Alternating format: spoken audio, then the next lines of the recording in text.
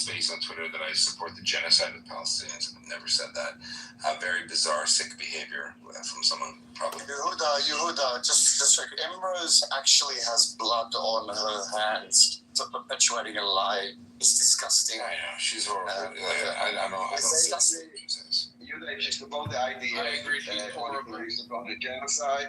And, she called me a Nazi, and basically she believes the entire land is occupied and should be liberated. It's like... And she lives in Tel Aviv. I don't know, like she lives in here, I don't know. It's sort of the Tel Aviv. It's sort of the same performative altruism that you see from white liberals in America, where they try to, advocate for the alleged, human rights abuses for black people and all this kind of stuff. It's I think it's performative. It's performative. It's not to be like more superiority and. I'll tell you why it is performative. She literally told me. She told me out of the blue. She didn't give a fuck Ronnie is being killed by the regime. So I told her, that's fine, Emrose, but don't expect me to give a fuck about you either then. Your cause. Listen. There's an argument to be made that I don't like the current government of Israel, but not for the reasons why other people don't like it. I don't like it because I have beliefs in the way Prime Minister could act. I'm almost 50 years old. Okay, I grew up as a nerd. Yeah, Ken, בדיוק כזה. אבל אני לא מדבר עברית, don't tell anybody. אני לא מדבר עברית. אני לא מדבר עברית, ski. But I don't prefer to speak in Hebrew. I prefer to speak in Hebrew. And I envy the Emrose because she can sit in Israel. Let me just finish the thing. My point is, you can have opinions that I might deem awful, but you should qualify it. Like, I could say I don't like the Chicago Bulls. I know that's I don't watch basketball. I don't like it. Don't care. Can't play it well. But if I went into a space with people talking about basketball, I'm like, wow, Chicago Bulls, Michael Jordan sucks. I'm like, what is my opinion worth? So I think people should be cognizant. Being born in Israel, being Israeli or living there does not give you some carte blanche to bullshit about Israel. I grew up with people like Abba Eben. I read all his books in school. I grew up with the understanding of the region. It wasn't, something that was just made up. But we have a lot of people who like to they call themselves Israeli. Good. You hate your country. I said to someone, a Jewish person on Twitter, I can't stand Emrose. She's a horrible person. Okay, maybe she's a horrible person. I don't know her. But I actually think the existence of people like Emrose actually prove who's right in this equation morally. The fact that people like Emrose can sit in Tel Aviv and shit all over the whole concept of the state of Israel proves one thing. Israel is the more moral society because they tolerate opinions that diverge from the status quo. Now, none of that can be said anywhere, not in the Palestinian Authority, not in Jordan, not in Egypt, not anywhere. So I think we should congratulate and we should lift up people like Emrose and say, see, we have people that are entitled to their opinions no matter how uneducated, no matter how ridiculous, no matter how bizarre, because we don't cut their heads off and we don't stone them for having shitty opinions. We say, okay, well, this guy's gone off the derech. This lady's gone off the derech. So her existence literally demonstrates the vitality, the forward-thinking nature of the state of Israel, because we don't murder people. We don't beat them forget murder. We don't even chastise them for their opinion. Like, we can say online, you're a horrible person, you support a terror group, you're kind of weird, because we have a higher standard that we adhere to. And the same cannot be said about her confrères. Confrères is French, means with brothers, it means brotherly love. Garbage person, garbage beliefs, but she's entitled to her shitty opinions. That's my argument. Yeah, I was about to say the same thing that you said, that I envy her that she can sit in the Israel and criticize the Israel and everything else that she's saying. I envy her. I wish I could do the same in Iran. I mean, saying that, don't underestimate how dangerous she is, either. You know, Israel's losing this propaganda war, and you know what? They're not. You know, let me tell you something. Let me break it down, Brett. From 1940, so from the 1880s up until 1947, do you know how much land was stolen by Jews and that they lived on? How many dunums? How many square centimeters? They only purchased. What do you mean? yeah, I don't think Zero. Yeah, I don't think that's stolen any. The answer is zero. The answer is zero. Oh, you're in the wrong view there. Here we are. We know. Yeah, no. The answer is no. A lot of people don't know. It's zero. So no land was stolen. No land was taken from anybody. There were, opportunists in the Arab world that sold shitty land in the Jezreel Valley and the Hula Valley, malarial-infested swamps, garbage land, non-arable. I grew up on a farm. I know what the land is like. They bought it. They worked it. A lot of Jews left. They couldn't hack it. A lot of Jews died. Dunes that were not fertile, like many dunes they were, because it's like next to the entire coastline. Yeah, it's all junk. Now, if they buy the land and then they declare a state with the recognition under the auspices of the international community, how on earth can someone who is a descendant of people who did that come on the internet or anywhere, the town square, and say, man, my country's illegitimate? What are you talking about? Then get your ass up and leave. Go and move wherever you want in the world. Find refugees. Move to Saudi Arabia. Move to Kuwait. But don't stay there. No, You're so... Her excuse is that she wants to fight it from the inside. She wants to take advantage of her privilege of basically crumbling the state from within. For example, via Knesset, of course, no, but this is like her reasoning. Staying in Israel, this is how she is kind of like enjoying the cake and, how do you call it, eat the cake and keep it whole. So she rationalizes. That's no different than the American life. No, it is different. It is different because the American left aren't indigenous Native Americans, but Jews are indigenous to Israel. So it's double. No, I think it means No, but the it means principle those that are saying America is this and this is a horrible place to eat, but stay there. Yeah. No, they're saying it's stolen land. America is mostly a horrible country, but they don't live. She's messaging me here, Olive and Spencer. I don't know who Olive is, but I know it's John Spencer. She hates John Spencer. She doesn't like the fact that a sophisticated military expert doesn't think that a genocide did not happen. Over. That's it. I mean, if you're dumb enough to, imagine being so, like, what kind of Stockholm syndrome is it? If you believe what a fucking group of people that murdered, first of all, my family member, and murder their own people, and rape women, and burn them alive, and you're like, I think I'm going to give them the benefit of the doubt. You have to be all sorts of fucked up to that. To resist, so have a right to resist. I'm sorry to say, for the sad tragedy of the October 7th victims, this is how they thought and this is what they got. That niceness, let's give them the benefit of the doubt. This is what happened to the October 7th victims. Well, I didn't say give them the same arm that fed them, bit them. And Emrose noticed that, Rafi, and she's still backs for. Again, so that they don't learn their lesson until it happens to them. Let it happen to them. Simple as that. It's just a matter of time. Trust me, we have a God. And again, God's will, everything goes the way it should be going, guys. Well, if we believe in God, if the Muslims believe in God, the Jews believe in God, everything that Allah's doing is for a purpose. It's Allah's will. Allah wants the Muslims dead. The Muslims need to understand, because they're clearly not getting what they want with the Jews and the Israel. Because if Allah wanted it and Allah was so great, He would have given it to them. It's a bit upsetting what Allah wanted with Gaza, though, when you look at Gaza. Why would Allah want that with Gaza? Because they're not biased enough. So I say the people that support the Gazans, they all have blood on their hand.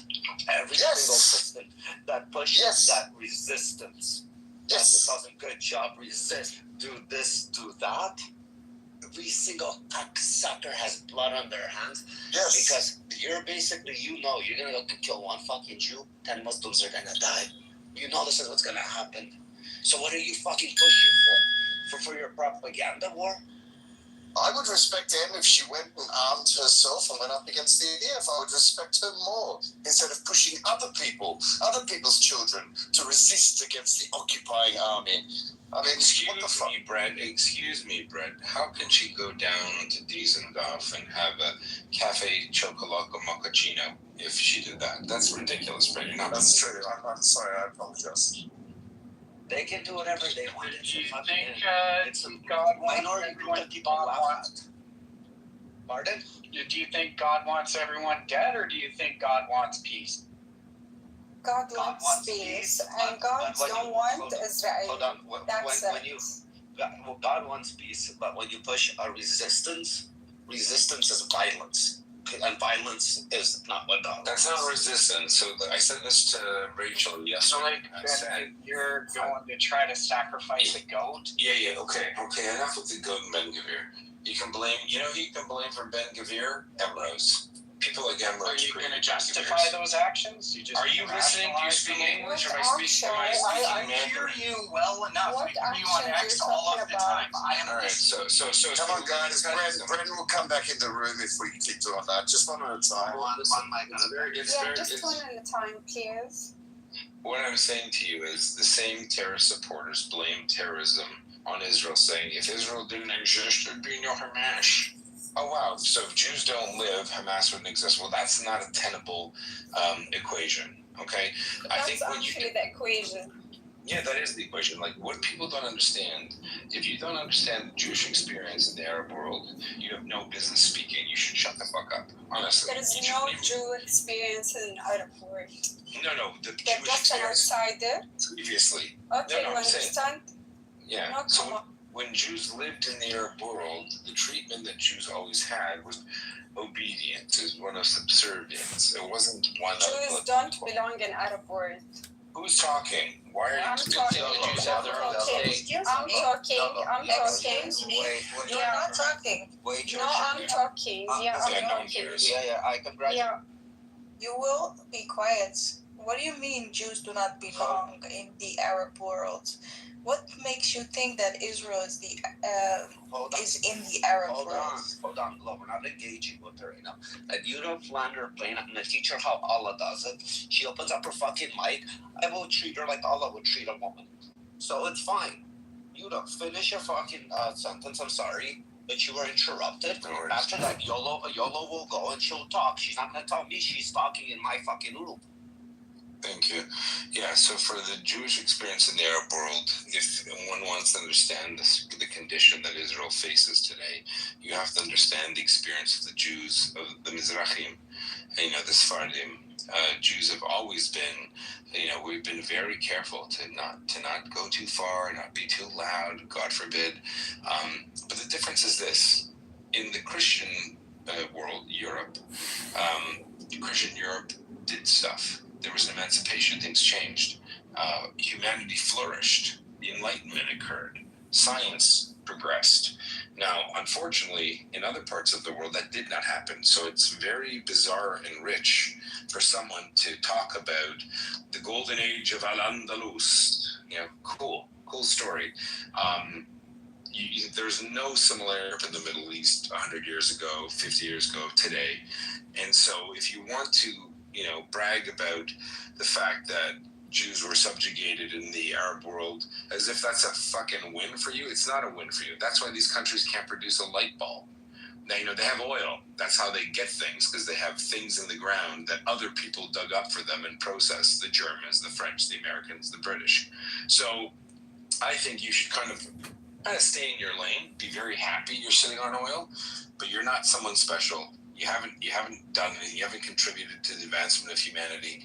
I know she's gone. She's gone. It's too bad. She's gone. It's fine. She heard what she needed to hear, and she understood. Well, I'll just say, like, as much as I come in here passionate, like, I don't speak like that, and I've got to say, like, I've got a lot of respect and appreciation for all of you that actually get subject to that sort of bullshit.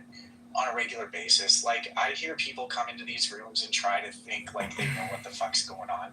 They don't know what the fuck's going on. A lot of what they share is their own neurotic, like, their own neurotic fucking shit that's inside of them while they're having an opinion about a conflict that's happening in the world.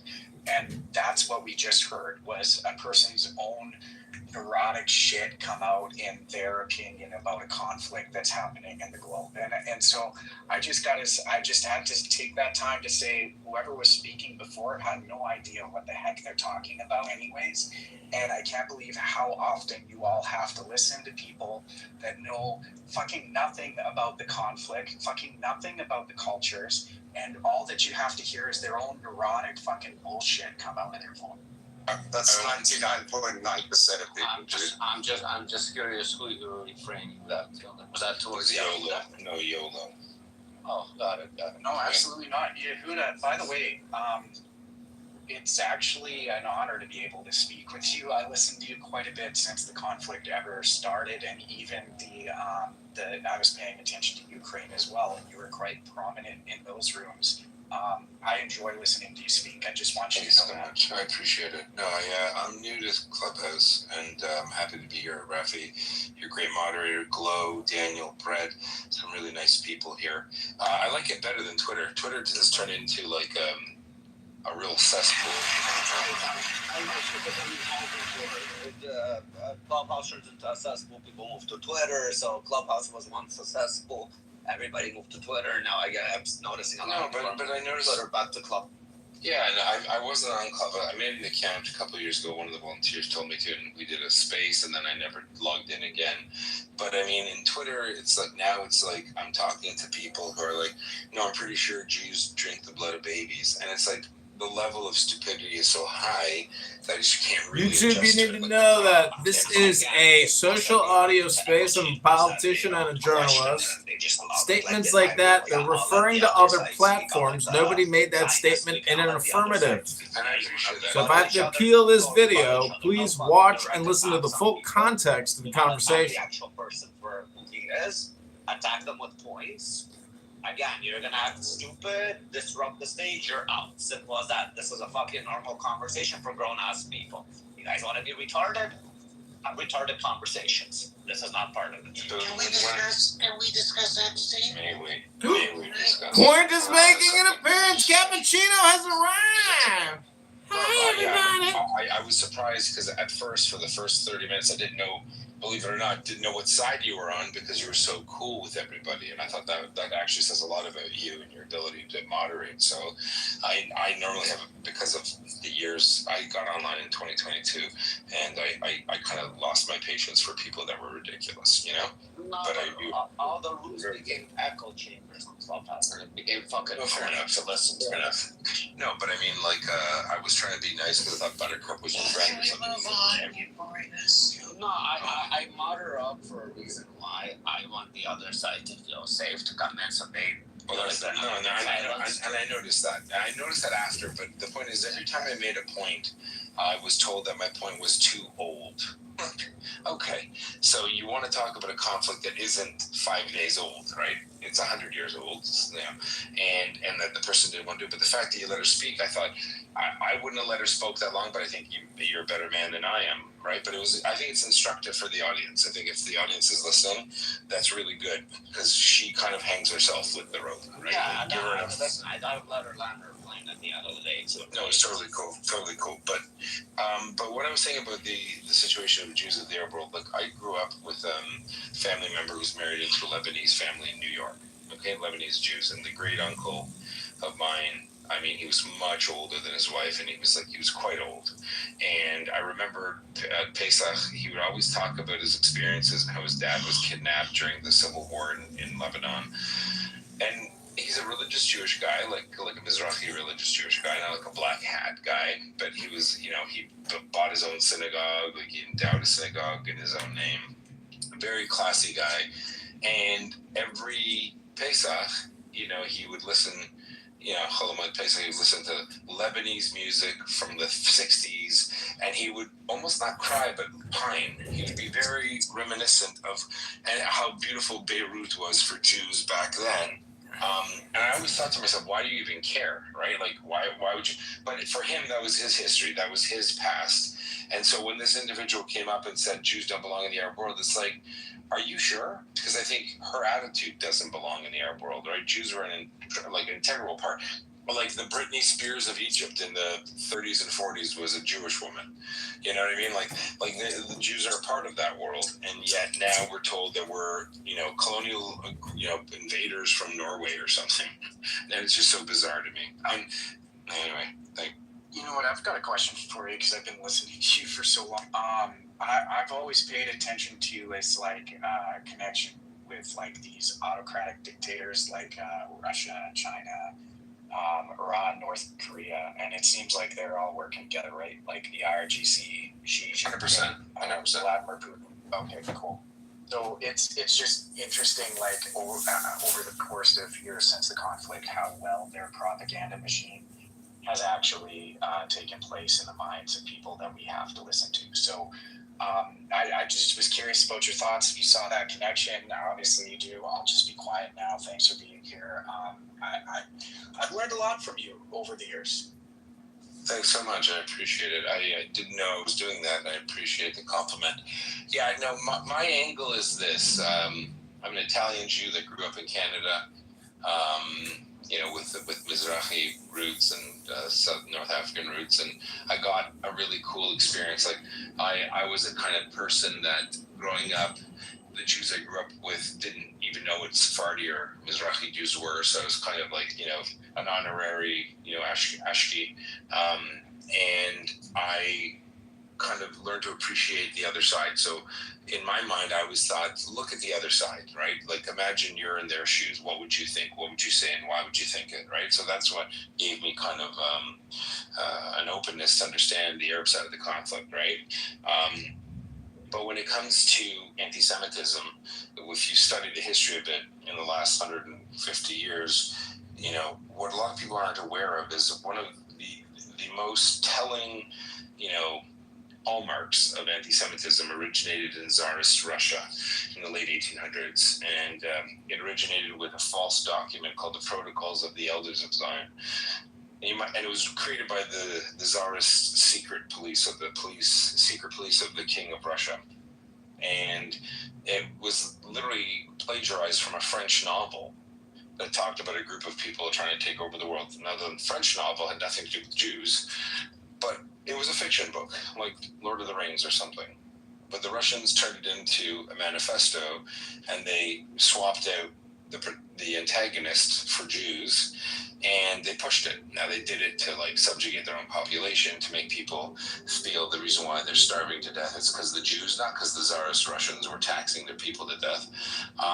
And that manifesto, the Protocols of the Elders of Zion, found its way to Hitler and other weirdos who propagated it. Now, the place in the world where the Protocols of the Elders of Zion exists are in the minds of gripers and neo-Nazis in America and pretty much the Arab world. So, I mean, there are probably 50,000 PhDs throughout the Arab world who've done their PhDs on the Protocols of the Elders of Zion. It's not a joke. It's real. So it's a fictitious book made by the Tsarist Russians, now used by people to inculcate a population to hate Jews. Now, why this is problematic, for obvious reasons, is if you teach a generation to believe that there's a minority group whose sole purpose is to subjugate and starve you, you're going to be racist, right? And that's exactly the condition we're in. So the Russian regime under Vladimir Putin is a reinvigoration of the Soviet regime, which was a reinvigoration of the Tsarist regime under a different color. And the reason why they do it, and this is not controversial, they can't beat America. The Soviet Union could not beat the United States. It's just fact. The Arab nations who were, supported by the Soviet Union could not beat Israel. The Israelis had gumption. They had gusto to survive, and they survived.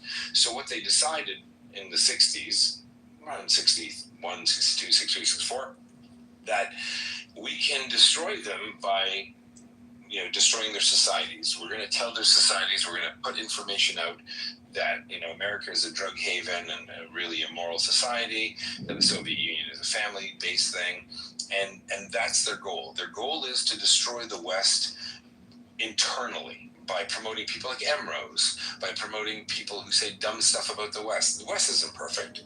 We get it. Is there corruption? Sure. Humans are corrupt. It's not a new thing. But is it supremely better than regimes that have presidents for 30 years? How many presidents of the United States has Vladimir Putin met? And why is that problematic? Right? None of us here, at least I hope, don't think we're the smartest person in the room all the time. We don't think we're the best at anything. I'm not smart enough to be a prime minister, and I wouldn't think I'd be smart enough to be a prime minister for more than 4 years or 5 years, because there's someone smarter than me waiting in the wings. But these repressive regimes, whether they be Russia, China, North Korea, Iran, they have I call it a political culture. The political culture is that you need a strong man to do things to protect the people. And people will trade their freedoms and their rights for security or stability. Now, it works as long as the regime does stuff to promote and support the condition of their citizens. The Soviet Union was able to do it to a point where they couldn't even give people bread. And I grew up in Canada, for the most part, where I met a lot of Russian Jews.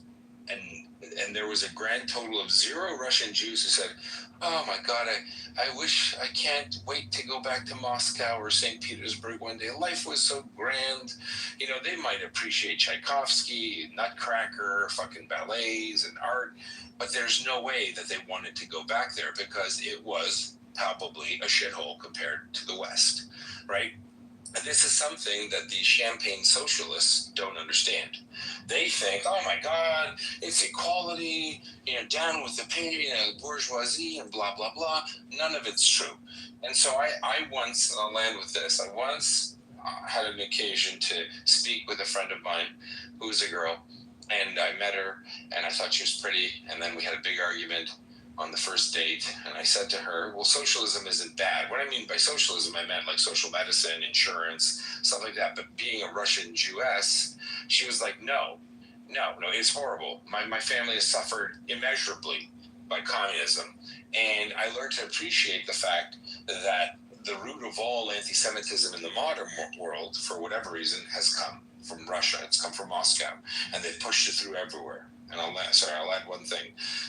Sergei Lavrov, the Armenian-descended foreign minister of the Russian Federation, said on an Italian TV show in June of 2022, he was asked by the host, why do you keep saying that Ukraine is a Nazi state? It has a Jewish president. It has a Jewish defense minister. And Sergei Lavrov, who should know better, who does know better, said, without skipping a beat, he said, everyone knows the biggest anti-Semites are Jews. Hitler was Jewish himself. And this is when I said to myself, and the reason why, to the individual who just spoke to me, dude, you said, you heard me go off on it. I said to myself, you know what? I said, the Russia do something against Israel. Give it time. They will not be able to win in Ukraine because they're junk. And they're going to export their warfare and terror to the Middle East. My initial thought was they would actually pull the reins off of the terror groups in Syria to attack Israel. I didn't know that they would embolden Hamas to commit the largest genocide of the Jews since World War II, and they did. And there's a man in Israel, Likud senior party member, named Amit Weitman, and he said in an interview with Russia Today, I think in 2023, and he was admonished for it by the Likud, he said, don't worry, we know you did it. We know you did, and we will make sure Ukraine wins. And we will let you know we are coming for you. And he's a French Jew. And I think it was one of the most proud moments I've ever had, hearing an Israeli official literally call out Russian propaganda and say, we know Hamas did what they did because you gave the green light. You wanted to detract attention away to your stupid garbage war in Ukraine. And you exported this to Iran and Hamas because you wanted to change the world's focus. So yes, I do believe that there is an axis of evil, just like Ronald Reagan said. There's an axis of evil. It originates in Moscow. And they are doing their best to use Jews as a weapon to try to dominate the world, but they can't because their culture, political culture, sucks. They're not sophisticated as they say, and I've spoken too long. Thanks. That was great. Wow. By the way, George W. met with Putin 28 times. during his presidency. And he was tricked every time. Yeah. Thought that, But he talked about how Putin You were would across try to have a sides. bigger dog than his dog, and like just he played a lot of games with him, but he definitely met him 28 times.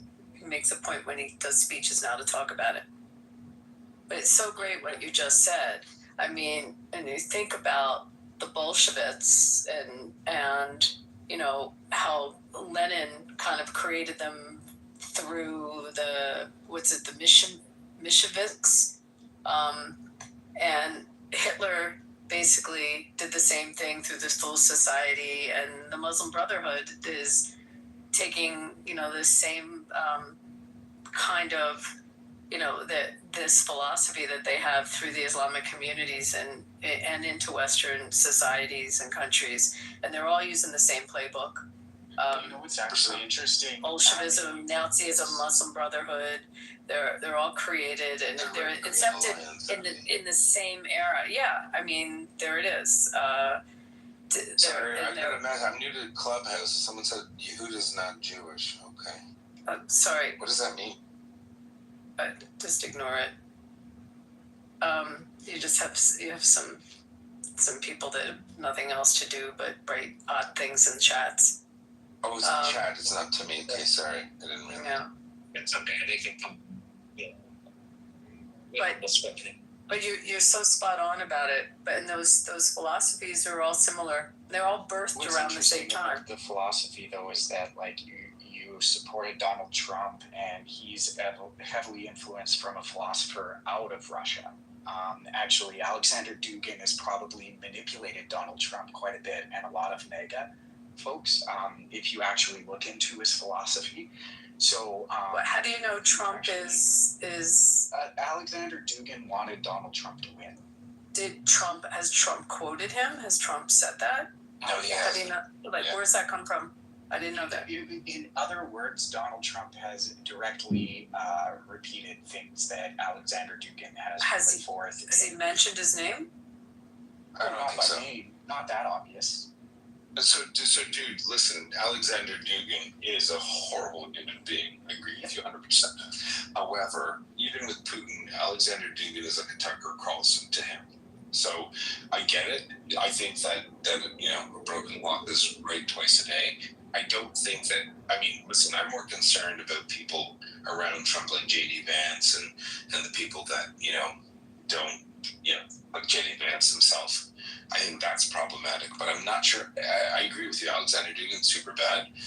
A really weird, Alexander Dugin is like the bad guy in a movie. Like the things he says about the world, Soviet Union, things we started. West is decadent. He's a dinosaur, right, in terms of political philosophy. But I think he's a bit of a boogeyman, to be honest with you. He's not as important as some people think. That's my take on it. And also, his inner circle of his friends and who's influenced him. I mean, and who's in his Mar-a-Lago crowd and who was his crowd in New York. I mean, there's just different influences. There's people like George Klein in New York. And Whitcock, by the way, was his buddy, and I mean, some of these people have had influence on him. Who was his buddy? So was Howard Lutnick. Yeah, Howard Lutnick too, but George Klein is a fabulous man. Can you enlighten me? Did you say Dugin and Whitcock are friends? No way. No, I said with Trump and Trump's circle and who he's surrounded himself with over the years and who's been in his on his radar. I mean, it's to say everything about him that comes from a guy named Dugin, you're discounting all the other people that have greatly influenced him. So dude, I knew him. I worked for him and knew him when he was in the gaming industry, and and what his philosophies were, and how he and his brother Robert and his wife then ran his properties and ran his empire then, and what his influences were. I mean, he was influenced greatly by a lawyer, Nick Ribbit,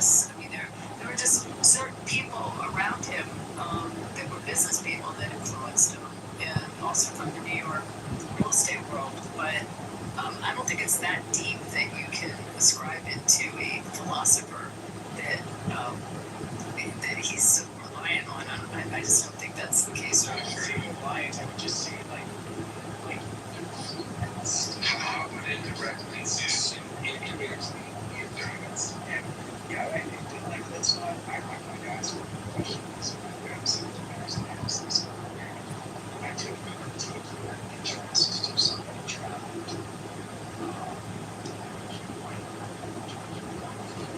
in his life that I got somebody Kissinger. But you have to say one thing Kissinger and he is disinterested about his life and how Oh, jeez, dude. He's brilliant. He's brilliant. Oh, sorry. Stabby. I'm just saying, he was brilliant. I mean, you can like or not like what he did, but he was absolutely. Dr. Kissinger was one of the most brilliant minds we've had in the U.S. government. Like what he did or not. No, he's a Dr. Strangelove. Did you see the movie Golda and the whole exchange he had? Yes, that was great. Wasn't that great, Norm? I mean, you know, he was brilliant. By opening up China, we This is Chicago mayoral candidate John Kitover. I'm in a podcast right now called Who is the Powerhouse in the Middle East? You're about to hear from Jewish Americans and Israeli soldiers about the security crisis in the Middle East and in America. Here in Chicago, we have a financial crisis. The city is $100 billion in debt. The state of Illinois is $200 billion in debt. Brandon Johnson is a liar and a fraud. Alexei Giannopoulos killed Katie and Chloe and committed $400 million in bank fraud at Parkway Bank. And Susan Mendoza is a communist pension parasite. I need your like, your share, and your comment. And I need you to go to ChicagoMayorVote.com right now. Click the link above. On his approach to Kissinger had to do with Vietnam mostly, and I'm not an American, nor do I, know much about Vietnam, so I won't speak about it. But I am interested in Israel, and I think that for those who say Jews are traitorous or they're not loyal to their country, I think Henry Kissinger is a perfect example of a U.S. diplomat, the top diplomat. In fact, before Marco Rubio, he was the only U.S. diplomat that was both a Secretary of State and a senior national security advisor, which is unique and inappropriate at the same time. He was supremely concerned with the success of the United States, even if it meant Israel suffered. So why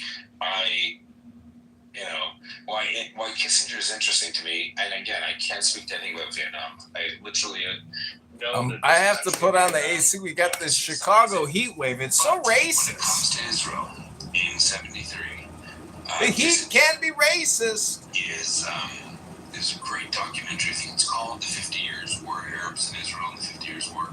It's on. I think it's a PBS documentary. If you haven't watched it, you're missing out. It's a great documentary. Racist in the sense that you can't afford ComEd, and ComEd tells you to turn your electricity off because there's too much strain on the power grid. That's racist.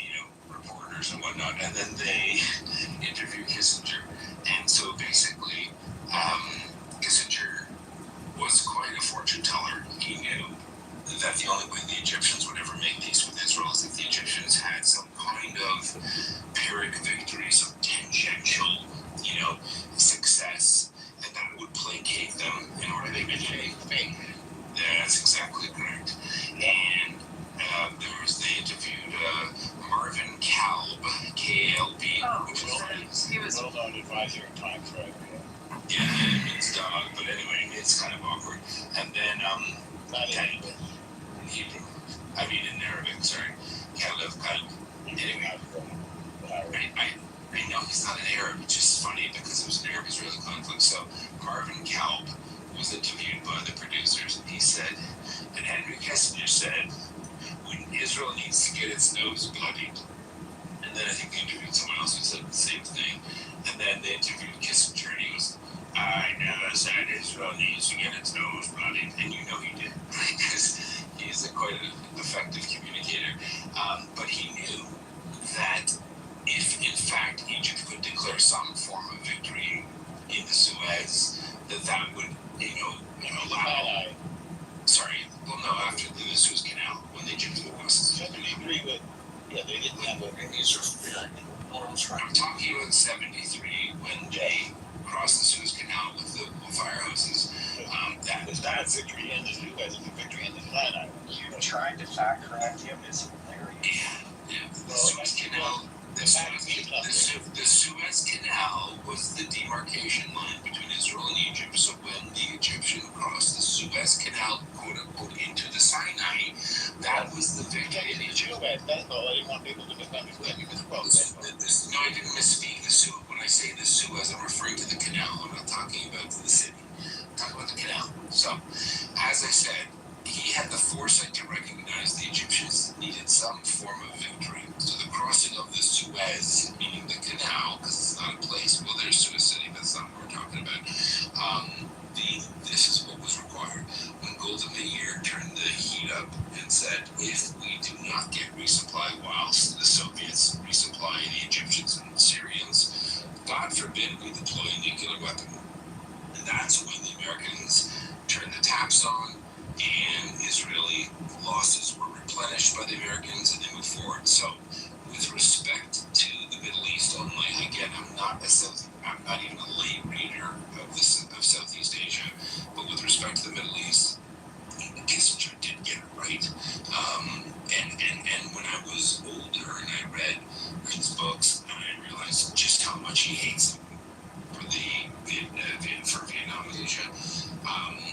It did not detract from the fact that he nailed it in the Middle East, and that's where we're at. He nailed it with China. He nailed it with starting the SALT talks. Again, you can see I can't, so I'm not saying you're wrong. I don't want to speak to something I'm not really knowledgeable about. Abby, you didn't talk about Nixon? No, well, it's part of the Nixon administration. We're talking about Kissinger. And Kissinger was brilliant. That was my Yes, biggest he's brilliant. But you didn't. Okay. All right, everybody. I want to thank you for coming here to Chicago Mayor Vote, but I need you to go to ChicagoMayorVote.com right now, because on February 23rd, 2027, I need your vote. I'm the Spencer Pratt of Chicago, and I need you to go to ChicagoMayorVote.com right now.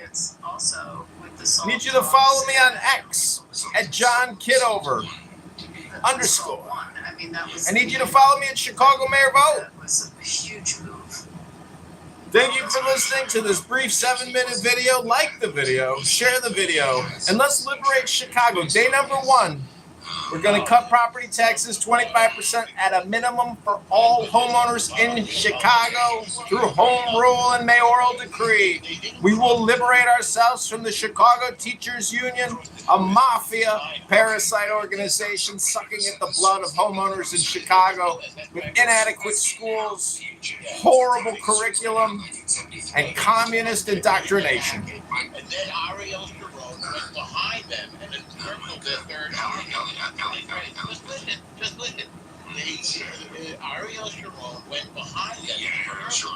Hit that like button right now. When did Ariel Sharon do that? 73 war. What day? I don't remember the day. Why would the day matter? It doesn't. No, it doesn't have.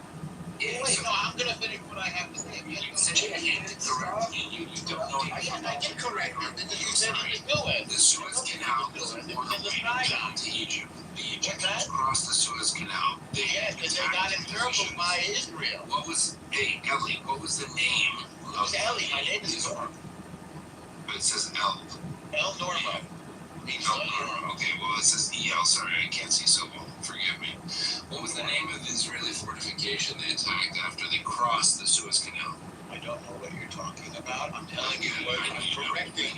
It's called the Barlet line. Right, because I'm just called the Barlet line. Okay, so do me a favor. Don't tell me you came to correct me. I did. Not only did I come to... Come on, guys. El Norma's a nice guy. I'm just telling you what happened. if the Egyptian army crossed the Suez, and Ariel Sharon then that's not what happened. Yes, it's exactly what happened. That's not what happened. No, okay. No, we heard you. You can disagree with me. I can't. You went over your own facts. Okay, great. So you'll wait till Allow El Nomo to speak. You would allow El Nomo to speak. You will wait till I'm finished, and then you can disagree with me. The Egyptian army foolishly crossed the Suez, well, maybe not foolishly, I don't know, crossed the Suez Canal into the Sinai, not into the Suez. And subsequently, Ariel Sharon, slow down. I'm not going fast. I'm saying it didn't say. Okay. Slow down and shut up until I finish, please. All right, have a great Okay. So the Egyptian army crossed the Suez Canal into the Sinai. And Ariel Sharon, okay, great, you can leave. Ariel Sharon encircled the Egyptian and threatened to slaughter 30,000 Egyptian troops, and that would have ended. So to say that they saved face by crossing the Suez Canal, I don't know. But the end of the war was when Ariel Sharon encircled them, which was a really bold move, went behind them and threatened to slaughter all of them. That's when Egypt came. I like Israel. This was in the Sinai. I like and respect Yehuda, and I sat here and listened to Yehuda for a very long time. I'm very disappointed that he didn't allow Anoma to finish it, even if he didn't disagree. I find that very, very strange, and I do respect Yehuda. No one has this habit of triggering people, even me. Yeah, fair enough. Normal occasionally do things that like make people do things that are weird, and sometimes I can't make anybody do anything. I'm not saying you made people do it. I'm saying your words sometimes make people get out of sorts. That's all I'm saying. Projection says what? What do you think? Projection says what? Sometimes what you say makes them get out of sorts. Yeah, it doesn't make any sense. I was just describing the blow that won the 1973 war after the surprise attack by the Egyptians across the Suez Canal into the Sinai. And by the way, they told Ariel Sharon, the lion, Ariel's lion, not to do it. He went ahead and did it anyway, and it made him one of the most daring military leaders in Israel. It's maybe in world history. If it'll help, if you see the movie Golda, it's a lot of it's chronicled in that movie. Yeah. They describe the battle. They describe that the Israelis were losing that war. Yeah. I mean, it was a bad attack, and how they turned it around. But he turned it around, defying basically what he was told to do. I mean, he did Exactly right. He's unbelievable. And simultaneously, we were losing against the Syrian tank offensive in the Golan Heights. It was really scary. I mean, I think it was like we had a handful of tanks compared to their dozens. I don't remember the exact numbers. And we lost a lot of. It was down to one. I mean, it's just breathtaking. We lost a lot of guys in tanks. It's really horrible. That's a bad way to go. There's also a TV series about that war. I'm trying to remember the name. Valley of Tears. That's the Valley of Tears. Yes. Oh, that's a brilliant. I remember seeing that. Isn't that brilliant? It was wonderful. Sad, but yeah. I like Israeli series. People did they masked people. I like the fact that it was an autistic kid who was looking at the numbers and saying something isn't right here. Everybody was off for Yom Kippur. He's the one that spotted the tanks coming across the border from Syria. I forgot about that. Yeah. There's this one mountain. It's like a hill, like kind of quasi mountain. That's right. It's in the Golan, but basically when you go to see it, a guy explained this, that they really didn't. They ran out of tanks and they ran out of jeeps, and they would go up the mountain and come down with their lights on, as if they have the firepower, and then come down, turn their lights off, circle back around, go back up the mountain, and come down again, to try to give the impression that they had more tanks than they actually.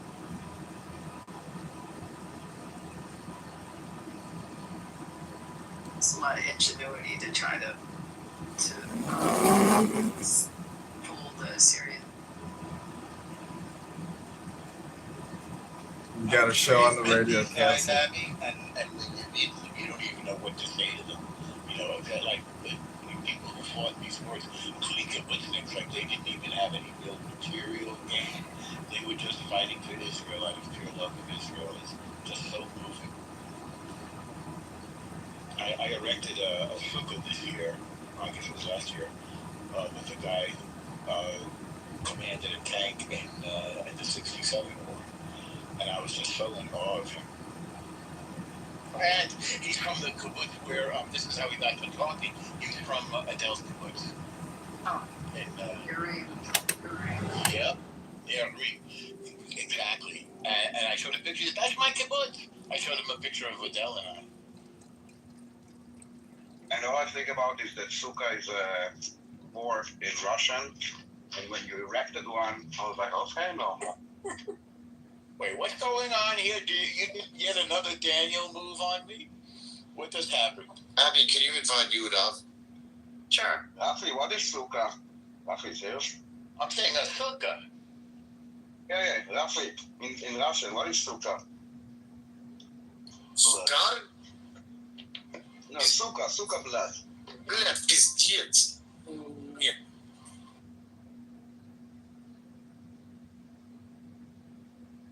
What are you all doing for the 4th? What's happening on the 4th? Why is the 4th important? Is that Australia Day? Kind of the same thing I do on my 3rd. This is John Kitover, Chicago mayoral candidate, July 1st. February 23rd, 2027. I need your vote. I'm the Spencer Pratt of Chicago, fighting to liberate Chicago from the pluralists, the progressives, the Democrat, communist, fascist, lying thieves. Like this video, subscribe to this account, go to John Kitover on Instagram, go to ChicagoMayorVote.com. I need your signature on the petition to liberate Chicago. Like, share, and comment to this video. I'm on a podcast right now. We're talking about America, 4th of July, the 250-year celebration, liberty, justice, and law. That would be awesome. That'd be awesome for America to play on the 4th. I would definitely watch that.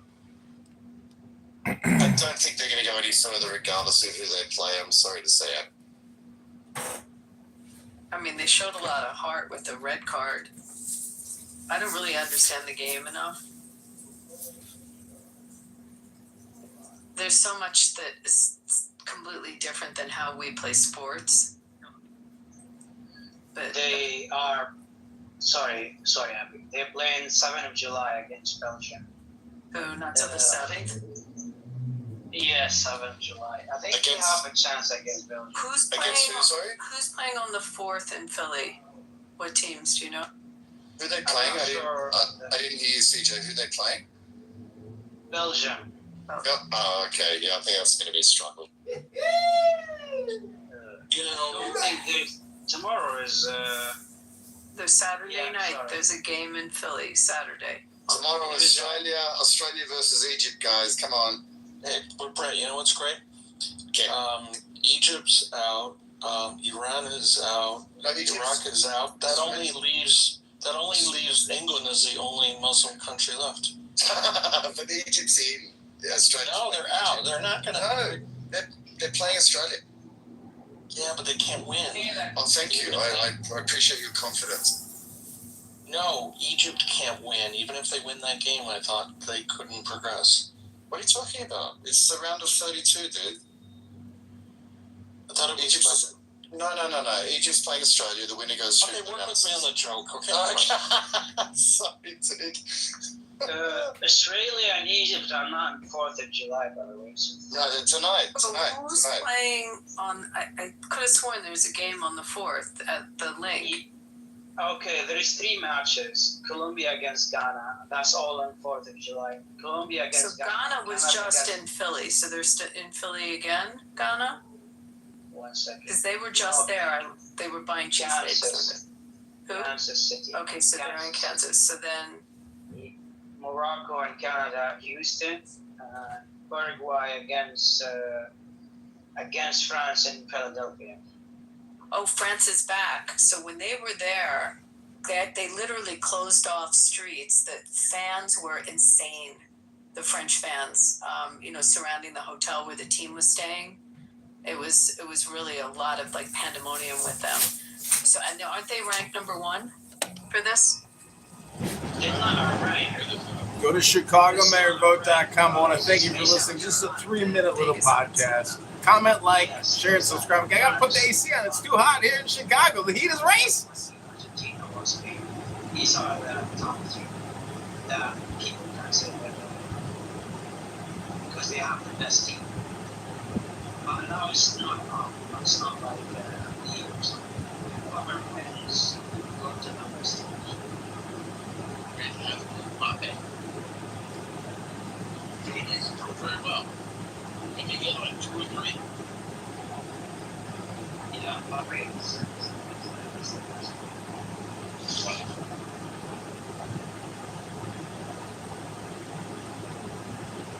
He's not young too.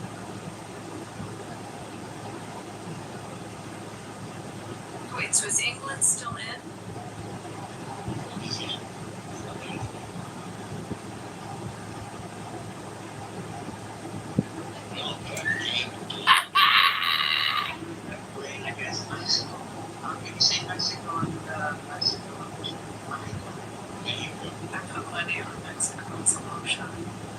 Yeah, because I think they are made above the average.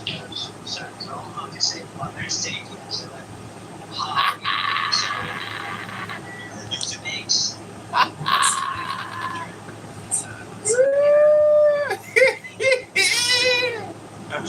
Oh my God, bro. I'm trying to find this. Are all those online betting things you bet from your phone?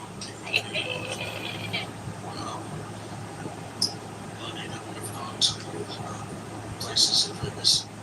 Vegas has online betting. So Vegas has that's from there. yeah, I'm sitting right now. I can put a bet like at my house. Well, Well, yeah, I mean the online betting, MGM Sports and Caesars, have big online presence station more locally.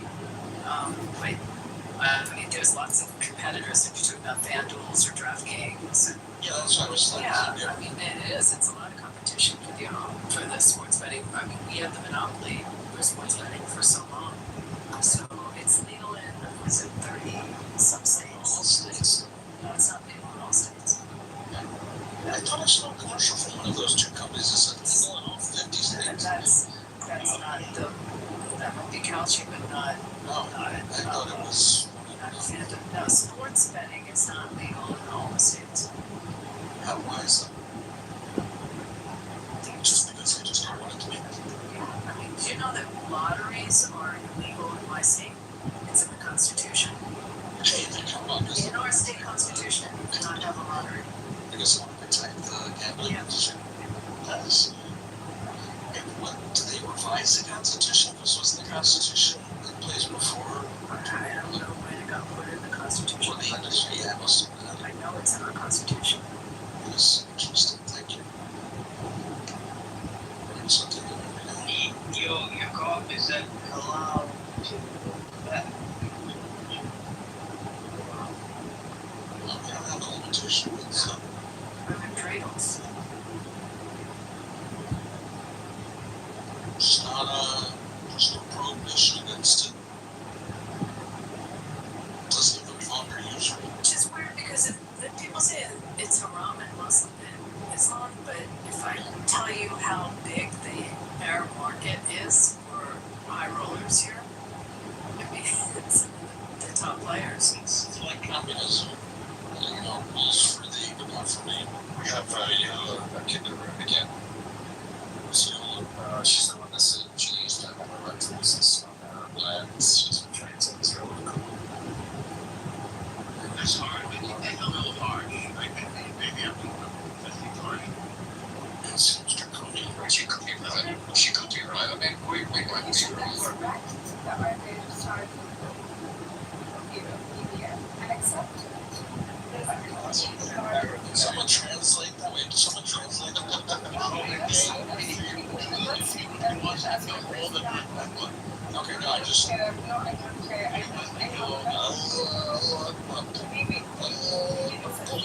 The whole world needs. Hold on, everyone quiet. It's hard to hear over there. Yeah, it's really hard. The whole world is doing that. It's not very good. Yolo, what's your position? Hold on, guys, I want to hear her position. Are you talking to me? She doesn't have. She doesn't have. Oh, sorry, I was. Yeah, you're the only one who have.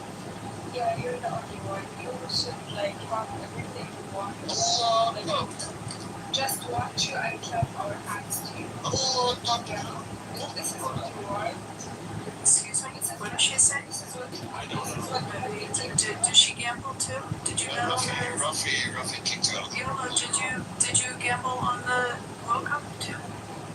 I'm not here to. Did you pick Yolo? What team? I don't really watch football. It's soccer, but okay. Who did you? For me, it's soccer. But who did you pick? Do you want Egypt to win? But did you want Iran to win? Egypt, Morocco, Yeah. Did they all lose? Or who's still in it? Did you say Egypt's still in it? Morocco's still in it, right? Don't belong there, really? So can I talk about the Abrahamic Center in Abu Dhabi? Because it's fucking gorgeous. It's so beautiful. It's one of the most beautiful complexes that I've seen in years. It's the Catholic Church. The Catholic Church is. Wait, no, just stop for a second. The Catholic Church that they built is drop dead magnificent architecture. The mosque is beautiful, and the synagogue is magnificent, and they're all housed in one facility. It's just fantastic. And everyone, great harmony in Abu Dhabi in the Abrahamic Center. And also all the new synagogues and restaurants, kosher restaurants in Dubai. It's fantastic. I went to the old synagogue in Bahrain. That's fantastic. So I'm not exactly sure what she's talking about. And I've been to Saudi. I just got back from Saudi, of which there's Jewish community in Saudi. So there's Christian community in Saudi too. So, does she think Christians be in the Arab world as well as Jews? Talk to me directly. Why did you say she? I don't know. Why I'm talking to you. So I don't know you, but I'm just answering the question that you would have said. Chance to talk.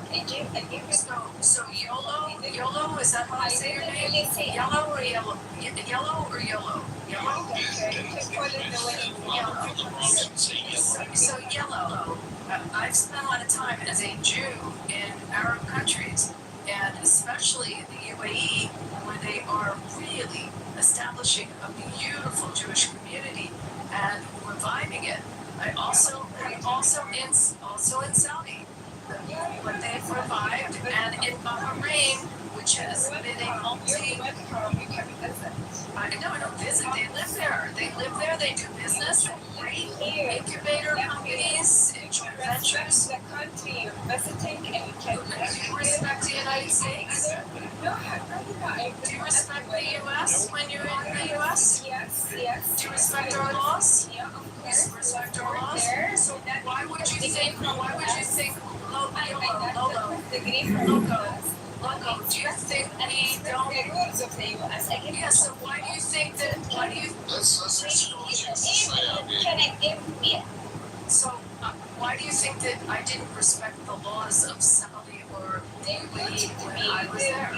What in the world? If they will mute me, Yellow, kick me out instead of mute me. I didn't Yellow, I don't kick people out like you kick Jews out. I don't do that. Don't kick anyone. Yellow. Don't kick anyone. It's not your land. You don't deserve this land. You can. Why them on your stage? Better than fucking complain. I've heard speaker nonsense, and it's nonsense. You're dead fucking. We're not children here to agonize each other. Thank you. You guys want that? You want to go to Okay, Yellow, then go ahead, Yellow. No, I don't really. Yellow, go. I don't really understand what's saying. I want her to provide the seeds. She can start only You need to explain to us, Yolo. You need to explain to us why you think the Jews. One second. You need to explain to us why no right to live there. But they can live, they can visit like any other human. They just can live, they can visit, they can appreciate the rules of the country they're visiting. Okay, They can be good. Yeah, but Yeah, they they don't. simply wanted to be a guest. Yeah. But could you explain why you not to be a guest?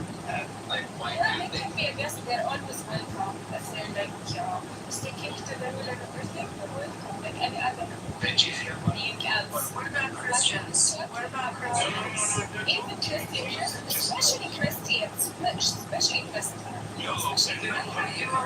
Christians in our countries. What if they proselytize, Yellow? What if a Christian proselytize? Are you okay with What does this? Sorry, I don't know. What if the Christian is? What if the Christian? No, you're gonna chill. What if that? Let Abby talk to me. So you don't. One question at a time. So keep talking. But you said how you feel about Jews, but they shouldn't be citizens. So what about if Christians live there because they don't think it's okay to proselytize? So you okay with that? I understand. Yes. Oh my God.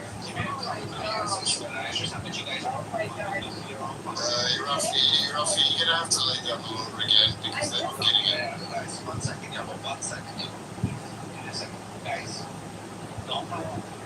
I'm Italian. No, I'm Russian. So, Okay, but you're talking. I like it outside. thank you. We're Jews. I don't really care about ethnics, but do you know there is Jew Saudi people? Do you know that? And they live there is Jew. I'm civilian. Yo, shut the fuck up and let Rafi talk. 1 second. Do not antagonize. Are you like Muslims? The fuck is going on? I was trying to. I know. Look, I'm just saying it doesn't sound like I love you. I love you. 1 second. I tried to. I want her to speak. Okay, then we're gonna decide who's gonna rebuttal it. But guys, one person did not attack everybody at the same time. Do not jump off your mics. I will say that you land your plane. I'll ask who's gonna rebuttal. This is either Abby or Yahoo in this. Okay, so everybody stay mic'd up. Please. No, and you're saying that Jews aren't supposed to be there or blacks, right? In your opinion, that's what you want to say. That's what you said. Can I let somebody else know? That's not right. Do you want to talk? Is this the thing? Sorry to live there. They can visit there as but like not to live there. No, that's not right. Okay, so explain yourself. Have own land or have property. Is that what you're trying to say? I don't understand what you're saying. Can you just We cannot to me? own land. Is it a language? Guys, You cannot own land. No, they don't want to leave. They just want to leave what's there. Yeah, I did it. I'm asking you to share her assistance. I'm telling her to do something. She heard me well. So explain yourself. The floor is yours. Actually, I forgot your first name. What's the other people? I forgot your first name. Can you repeat it? Yeah. So what did you say? When I heard, I understood. Jews can visit there, but they shouldn't live there. Okay, can you talk now? It's clear to me now. I'm talking about my own country. I will start with my own country, then I will tell you the other thing. What country is that? I'm from Saudi Arabia. Saudi Arabia. Where in Saudi? No, Who cares? I do because I travel in Saudi. No, it's not. It's very different in different parts. I travel in Saudi a lot. That's why I asked. Just calm down. Let me just talk about my opinion. Then you can investigate about where am I from exactly, because this doesn't matter. I tried so hard. I came here because my flag is in the title, that's it. So I want to defend my country. We have a Saudi people as like own nationality, we have only religion. We have Saudi Muslims, Saudi Christians, Saudi Jewish people. All of these problem. We're not only Muslim people. We have some workers, like the majority of our workers is Christian.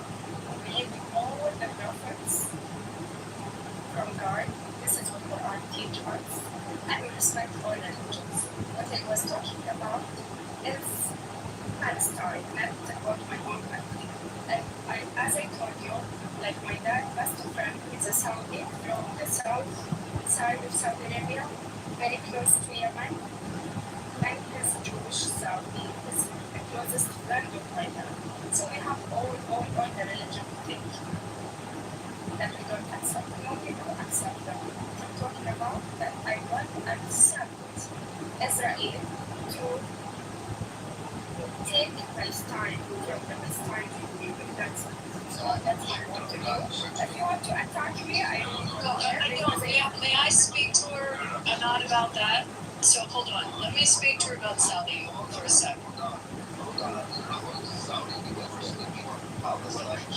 But what she said was not true. There's something about. Just hold on, Rafi. There's something she said about Saudi. Very strong points that we all have. I have a question. So I have a question. I have a question about Saudi. Something else. Yeah, go ahead. No, I have a question. So in my trips to Saudi and being with people, especially people at the U.S. Embassy that are Christian, they are not allowed. They're not allowed to have an actual Christian church. They celebrate. I asked them about Christmas. They celebrate Christmas in their homes, but they can't. And at the U.S. Embassy, but they're not allowed to have any Christian church. The Jews that okay, thank you. And the Jews that I was with, the Chabad that I was with, Riyadh, and you know, in the area of Riyadh near to Riyadh where they're developing a lot, they're not allowed to have a synagogue, but they have in their homes. They can practice, but they can't have any organized religion other than Islam in Saudi. So can you correct if is that correct or incorrect? That's 100% true. They have any other thing than our Muslim religion. Exists like most. Yes. We have minions. We have minions internationally. Let Yola and I talk, please. I'm going to tell you, there's a Syrian Jew running for parliament right now, and Joel Addis, his name's Avi Hamra. So the Arab world is definitely changing. There's an Arab politician in Oman, I think it is, or Bahrain. She's very well known. The Tunisians also have a Jewish politician. So it is changing slowly. Bahrain, the ambassador from Bahrain was Jewish. They had Bahrain has had between us. Always have. So you can't have an organized religion in Saudi other than Islam. Yes, thank you. But I do want to say that what you said is true. We were very welcome. With the Islamic majority, with 95% Muslims, only 5% that are not Muslim and with Muslim country, and that's how we believe it should be. So we should not support it. And we have women, and we have Medina and so other Gulf country, other Arab country, they have everything. Yola, now we can talk about the Palestinian issue and Israel. So I want to quote your foreign minister. Hold on, Yehuda, because this is a subject. Yehuda, chill for a sec. This is a subject I know, and I spent a lot of time there. So to quote your foreign minister regarding the Abraham Accords and regarding the recognition and working with Israel, he said it's not if they will go in, but when they will go in. And there is a movement within the government, within the around the Crown Prince, and with people that are serving there now to really move in the direction of more recognition with Israel. And I can put those quotes if you want in the chat. I can put the names of the people that said it. Whatever you want for me to give you receipts on those comments. So there's definitely within Saudi a direction of of that. There's business. Also, we saw the airspace of Saudi open up for planes coming from Israel, as well as the Israeli Prime Minister was able to fly through Saudi airspace to get to the UAE. So there is definitely a change within Saudi. And Yola, I want to say that I was very welcome there in all of my trips. And there's also a very rich Jewish history in a part of Saudi, which is an area we believe could be Mount Sinai. There's a religious argument that in fact Mount Sinai is not in the Sinai, but it is in Saudi, in the northern part, not far from Alula. Yeah, so thank you. Exactly. So thank you, Yola, for that. You're welcome. You're welcome. The only thing we allow for the kids is our space, so they can float. That's the only thing. Actually not. There's more that happens with respect to security and sharing of intellectual. I know there is. You always have funny media, so maybe this is. Well, see, Cohen definitely spent time over there with respect to. But no, the future will show it to us. And remember, all around me. They already started to make it shady to I'm going to finish with one thing. I also spent time with someone who is your minister of, let's call it media, as a woman. And which, by the way, congratulations on bringing more and more women into the government there. And Prince Rima is amazing. Yeah, she is fantastic. And I ate at her house in Washington kosher food that she brought in for us. Kosher. She brought a kosher caterer in and did food for us. Listen to me. Yola, she brought in Betty the caterer, who's a kosher caterer from Philadelphia, to do the food. Yes, the however, Yola, when I travel anywhere and I don't find halal food, I go to kosher. So Yola, the woman that I met that runs the media, the Ministry of Media, said that one of the things also, as the Crown Prince has changed the textbooks to take out hatred and anti-Semitism out of the textbooks, there is also a push within the media on what would be the Netflix in Saudi to introduce things about the Jewish culture. She told me they were doing TV series about Einstein and famous Jews and trying to introduce it more into the Saudi culture, and I thought that was interesting as well. And I'm done. Thank you.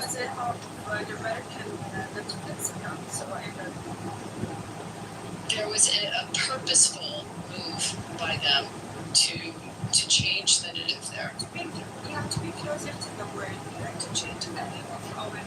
Just take it closer. And as a country, that should understand the difference between people and appreciate it and respect it really good. Thank you, Rafi, for letting me speak to her about this. Thanks a lot, Rafi.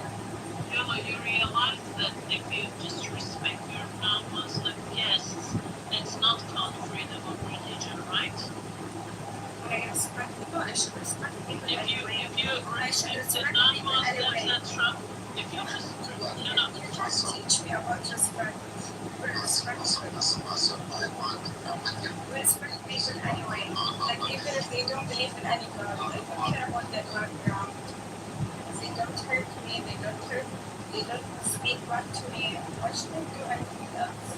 I should not just do the same as how they treat me. But otherwise, I need them alone. So, I want to go to the Palestinian conflict with the Saudi conflict. It's too complicated. Don't look me into it. I just told you my opinion. Yeah, I want to sit in the same conflict. Ali is our Saudi Arabia specialist. Is our I think we should bring a Saudi maybe to. Is my Israel expert. Jacob is my American expert. Brad is my Australian expert. And Ansa is my Iran expert. On the Masa. Just nothing. Oh, Masa. Hi, Masa. How are you? She's already. So we're friends here. May I speak to you? Yeah, we're all friends, but I met her. She's my neighbor. Okay. Very confident. Also, even if you come on, you sound like you went to Dubai or something. Alright. I hope you enjoy it. A lot of Russians in Dubai. A lot of fun. They own Dubai, basically. You made a comment about Palestine and Israel. Okay. Yeah. I don't like to put myself into it. Don't make it complicated to me. This is my opinion. Yes. And I believe in it 100%. I don't Amazing. Let me speak to you about something. Okay. So, Saudi Arabia used to be called Arabia, correct? I agree with Venezuela. Yeah, sure. So before it was just Arabia because the Saud family didn't. Before Ansar, yeah. So it wasn't, the Rashids were there and the Hashemites and And there's Sajid. There's a very well known family. I am aware. Yeah. My point is Saudi Arabia is a very modern creation. Good for you. Modern creation would have to take like 100 years. Okay, you're very old. The Jewish people have lived uninterrupted in the land of Israel for 3,000 years, actually more, 3,200 verifiably. Yeah, because their prophet came earlier. I didn't ask you, but I'm going to tell you something. I just took what I took from the prophet. Yeah, that's not wrong. Yeah, the prophet came earlier. That's the. No, it doesn't mean that it doesn't mean that we were somewhere else and we came later. They came before us. You in the land of Israel. We are. Yeah, then the Israeli people become Muslim. Israel, God, for the love of everything holy, would you zip it and listen? The Jewish people existed in the land of Israel. The Jewish people. I would zip it, but ask me nicely. I'm sorry. He's speaking to you very nicely, although I don't understand what you call money. Raising your voice and let's say it. You're interrupting. I'm not interrupting. I'm talking. We're not replying. I'm not like,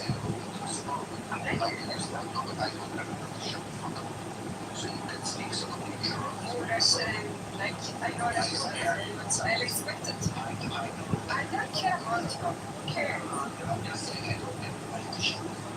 I want the same respect back to you. Everybody gave you the same respect. Thank you. I just, because again, I didn't insult you. Don't make me look bad. I didn't insult you. I'm just saying it confuses me. I like it for the second. I want to learning here. Every time I'm trying to. Okay, I mute myself. Honey, what's your name? So I get distracted.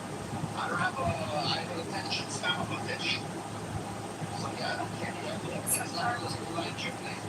It's all you like. I just took off and you ain't gonna time your approach. Got it. Thank you.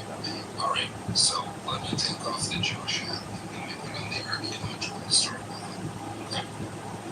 So the people of Israel are the Israelites by all historians, archaeologists, anthropologists are actually ancient Canaanites. Between 1500 and 1200 BCE, from the Common Era, that's 2000. That's 3,500 years ago. There was great climatic changes in the region, and the Egyptian Empire, which existed, contracted and became much smaller.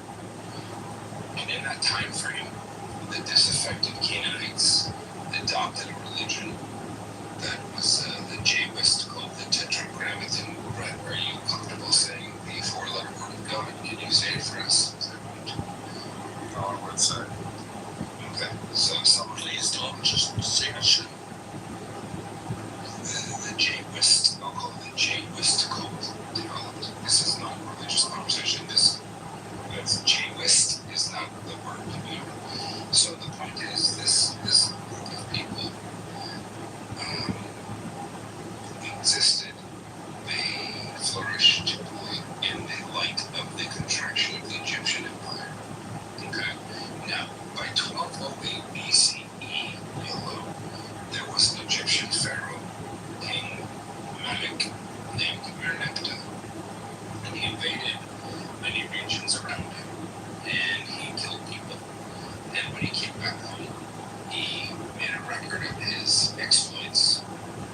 was codified in the Merneptah Stela of 1208. Could someone put the Merneptah Stela in the Wikipedia thing in the next? And in it he said, ironically, that not only did he do a thing, but he extinguished the Israelites, and he put it in stone, ironically. The expression to write it in stone he did.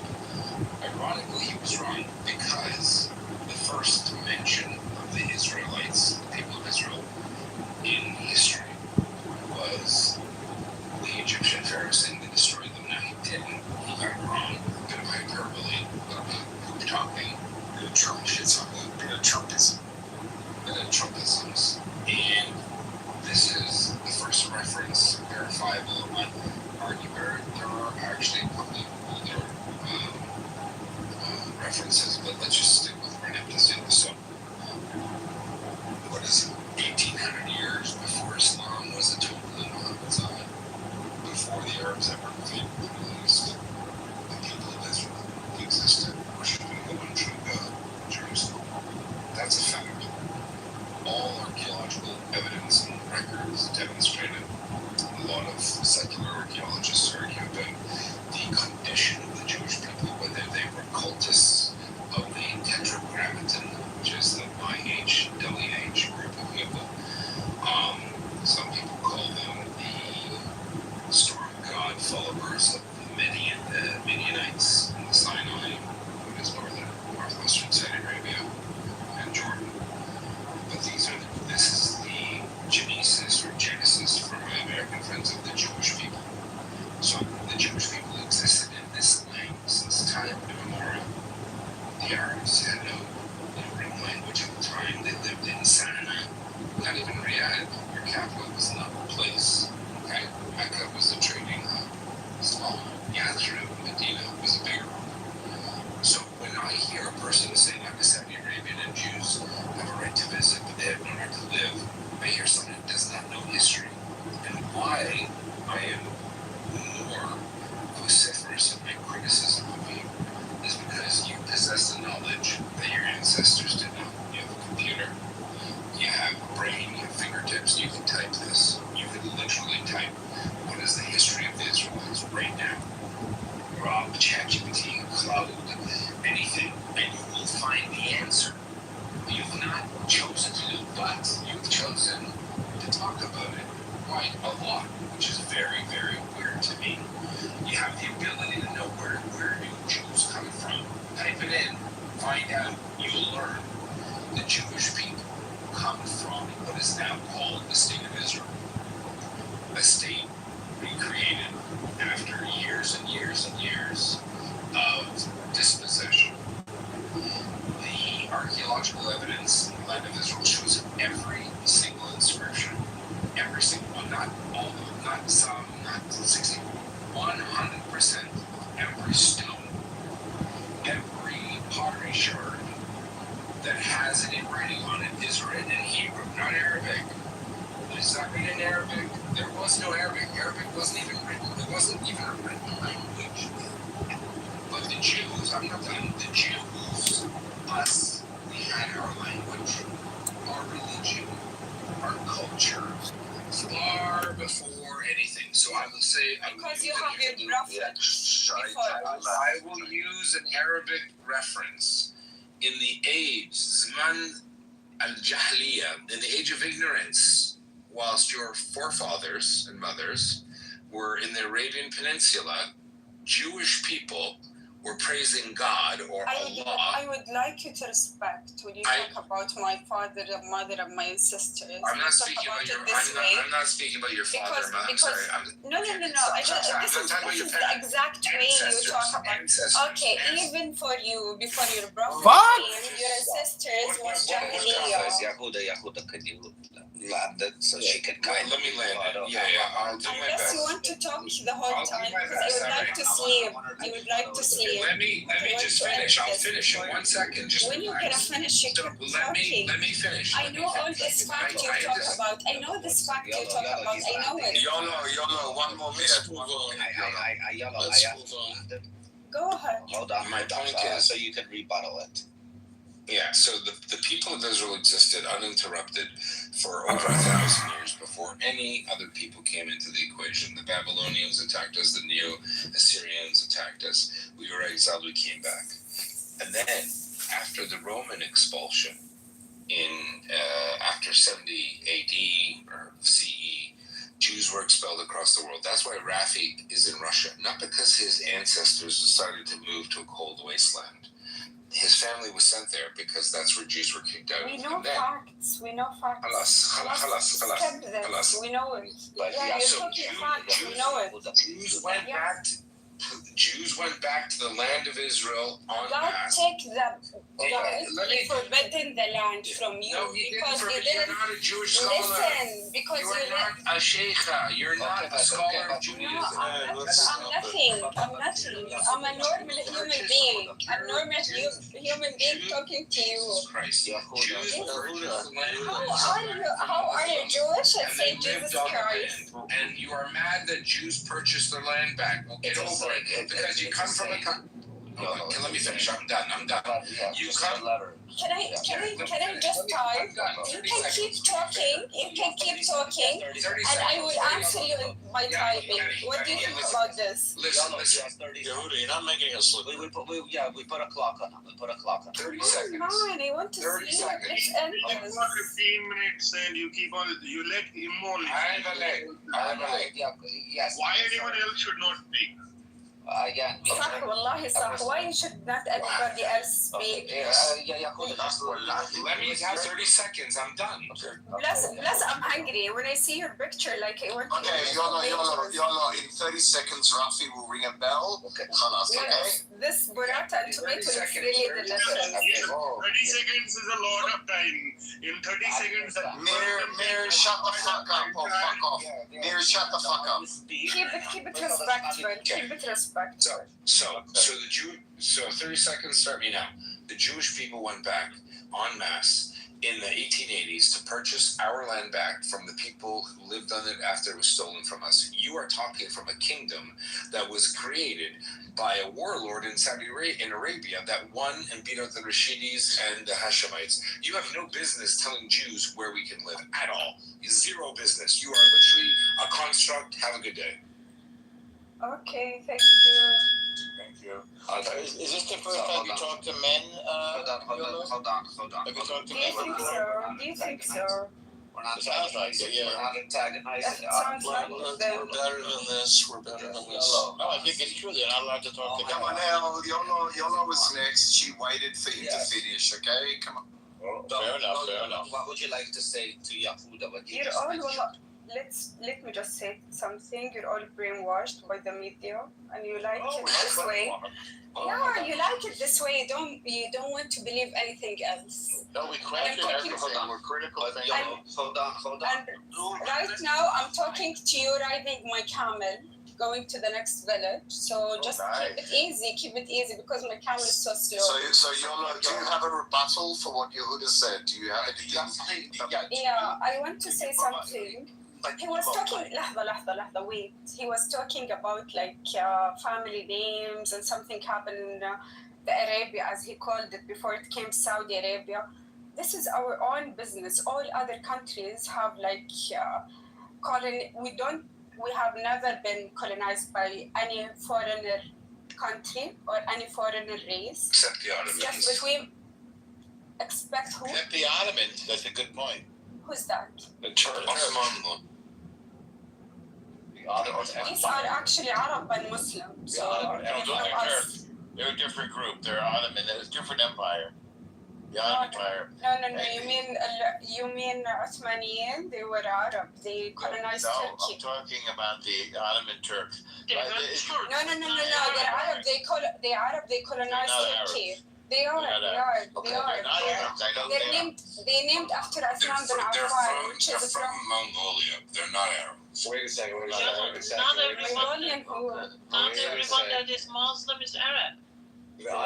Al-Uthmaniyin. Okay, so they're who? They're Mongolian. Let's talk.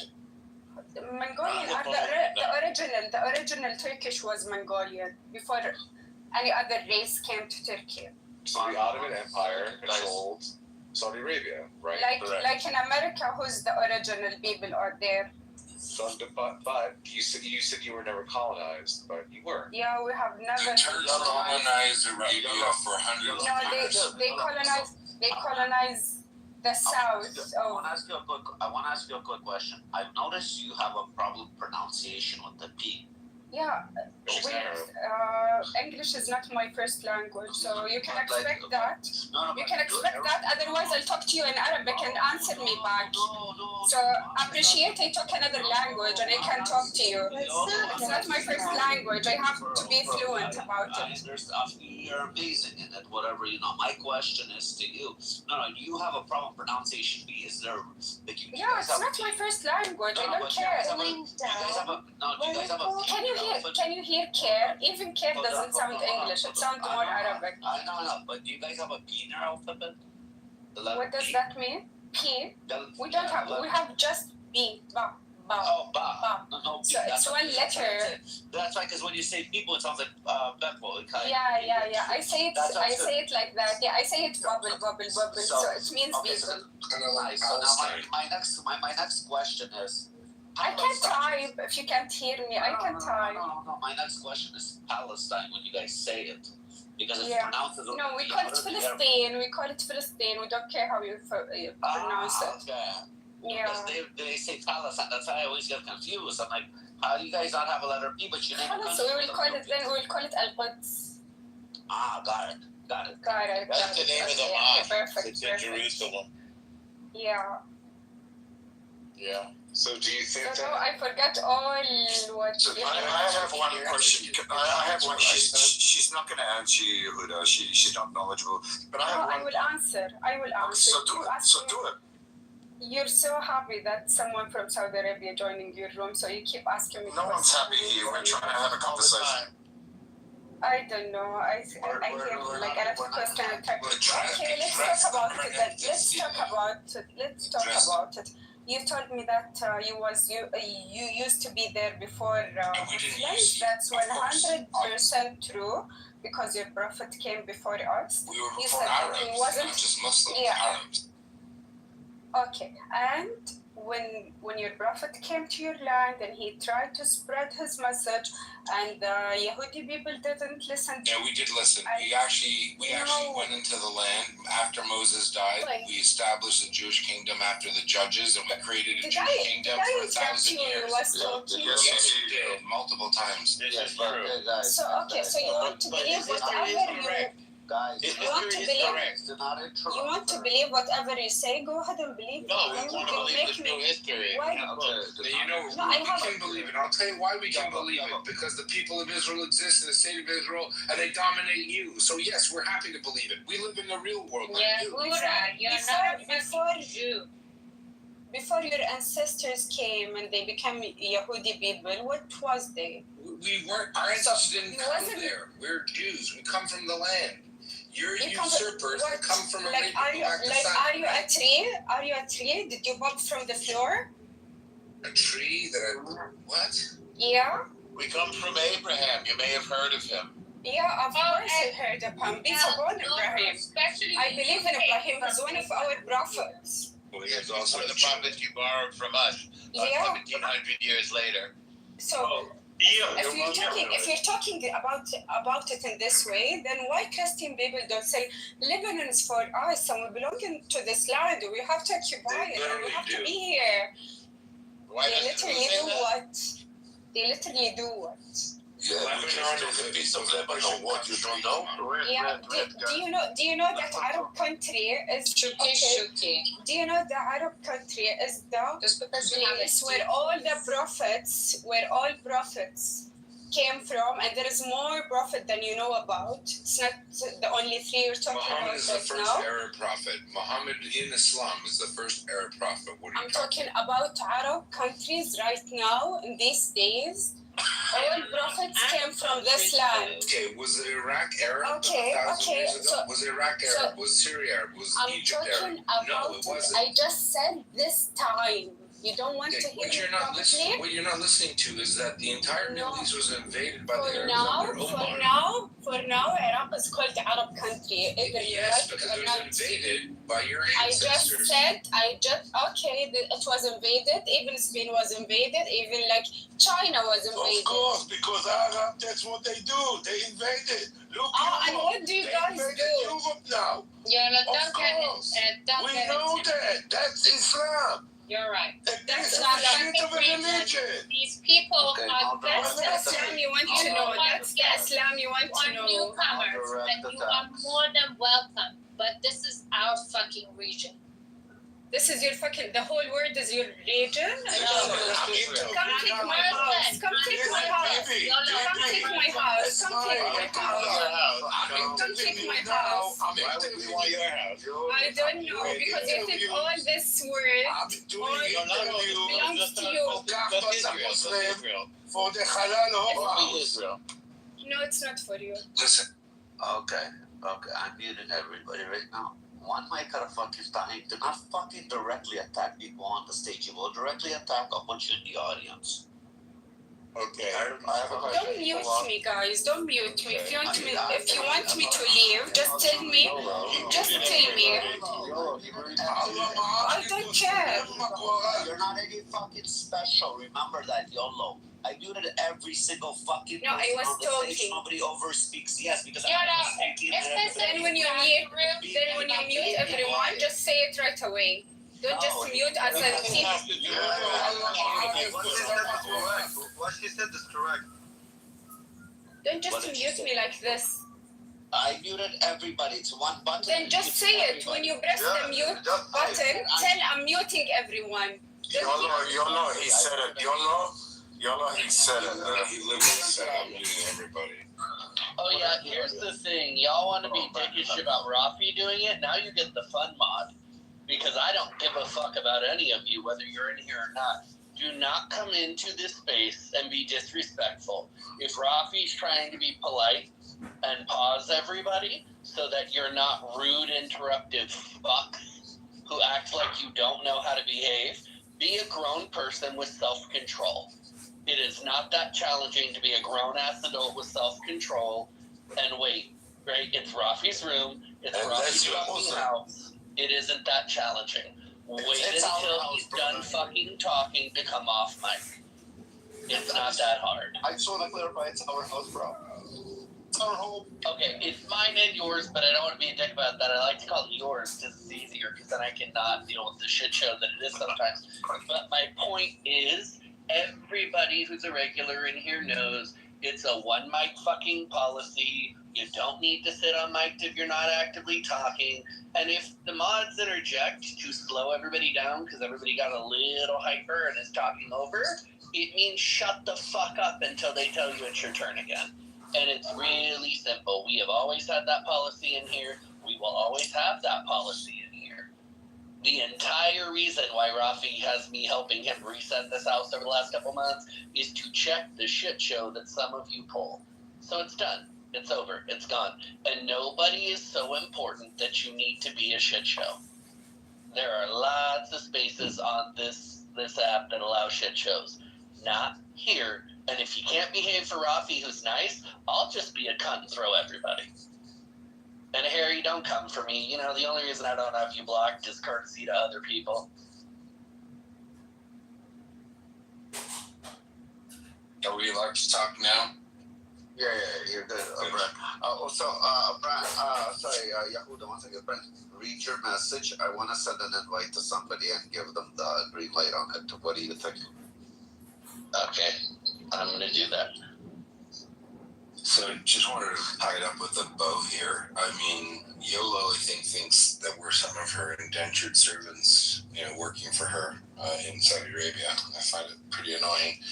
But the point is, she didn't address any of the comments I made. Number one, Jews come from Israel, period. There's a United Kingdom, United Monarchy. All of the archaeological evidence, regardless of what your particular flavor of Judaism is, demonstrates that. And the Arabs who come, where she comes from Sana or Yemen, migrated north and eventually took advantage of a power vacuum between the Romans and the Sasanian Empire. And that's why the region is Arab. The Egyptians were Coptic by then. Before then, they were polytheist Egyptians. I have no problem with it. That's how the world works. People migrate, there are wars and whatnot. However, where her argument falls apart is when she says the Jews have no right to live there, that it's Palestine. She doesn't know what Palestine means. She has no idea that the Philistines were Greeks that invaded Egypt and landed in Gaza.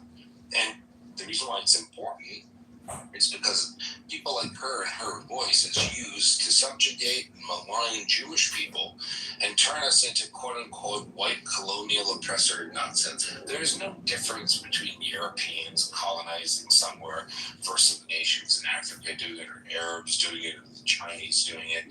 So this attack on humanity, which is probably not meant initially to attack Jews, but it's used to attack Jews. So I don't know where she is. I don't know if you dropped her, but it's ridiculous. Jewish people come from Judea. That's it. I think we have Mir in the room who claimed that Hitler didn't finish the job, or should have finished the job. Is he on the stage, Mir? Yeah, MIR, just down there. How are you doing? How are you and your friend Hitler doing? Mir, did you then you will mute me or just try and tackle? I think it's better. I will go ahead and listen for now. Well, you're on the stage, Mir, so spoke. Right. Yeah, so again, then you didn't let that lady speak. You see, that was one woman, and you all were with one opinion. She was with other. Okay, well, she's gone now. How about we give you 2 minutes, and then we'll ring a bell when you're finished. Is that fair, Mir? It was simple. I was reading about Hitler, why he said that I will leave some of them aligned to make the world realize how colonial they can become and how they will destroy the society in future. And that's what is happening. The country, the Israel country, is right now attacking almost every other country in their neighborhood. Wow. So, Amir, you sound like a guy that really supports women's rights. You're really upset the way that Yola got spoken to. Does that really bother you? Only if she's a Muslim. Once he said, it sounds like you support women's rights. Only if they are Muslims. You're scared when someone will not agree with you. That's your problem. Well, we've allowed you to speak, and we're allowing you to speak, and we don't agree. Ever noticed everybody's quiet? You've been speaking so far. I made my point. Why you are attacking every other country in your neighborhood? Israel's not attacking every other country, but if you'd like to, they can. Because go ahead and read what is saying. Mir, give us a country. Give us the name of a country, and then we'll discuss each one. Give us the name of a country that Israel is attacking, and I will tell you why. Which one first? Yemen? I know. The reason you have reason that the way Hitler had. I thought you asked. I don't think he knows the countries, Daniel. He just made up. I don't think he knows the countries. I don't think knows much. No, it's a fair question. Mir, it's a fair question. Just name one country. You said we're attacking so many countries. Just name one country so we can discuss that country. Is that fair? The one that you're most confused about, or the one that comes up to your mind first. I'll give you a reason why. It's Narnia. They're attacking Narnia. Narnia, you mean Palestine? They had a peace treaty with Narnia. You mean Palestine? Guys, I don't get everybody off mic at the same time. You guys, again, then for example, Lebanon just complained about you. You guys are fucking doing it to everybody. You guys are all like literally retarded. Mir, one country, Mir, and so we can discuss that one country. Syria, Lebanon. Okay, hold on. Okay, did you say Libya? Lebanon, Syria. For 1 fucking second, he said Syria first country. Let's go with Syria. Is that fair, Mir? Can we start with Syria? Go ahead. Okay, but do you know anything about it or no? Or the people are gonna teach you, or you know something? about Syria. Why are you attacking innocent people in Syria? We rescued the Druze. So hold on. Oh, Norm, 1 second. The only thing you know is about that Israel is attacking innocent people, nothing else, right? That's the only thing you know. The President of the United States recently, in a statement, said that I must tell the Prime Minister of Israel that when he's blowing up an entire building for killing one person, he must know that there are other people as well. What about those people? That's the U.S. president's not amazing. Okay, so okay, guys. You said it. Thank you. Here, you'd like to go next. I think Daniel was the one that asked the question, Rafi. Daniel, you asked the question. Daniel, take over if you would like, or you can pass it on. Choose. If someone wants to answer, I don't mind. I've got many comments. I don't think he really knows. I'll just give a blanket statement, okay? We're not attacking innocent civilians. In no case. I can tell you that in any war, civilians die, unfortunately. Israel is defending itself. As a general blanket statement, if you want. If you don't want Israel to attack, just behave.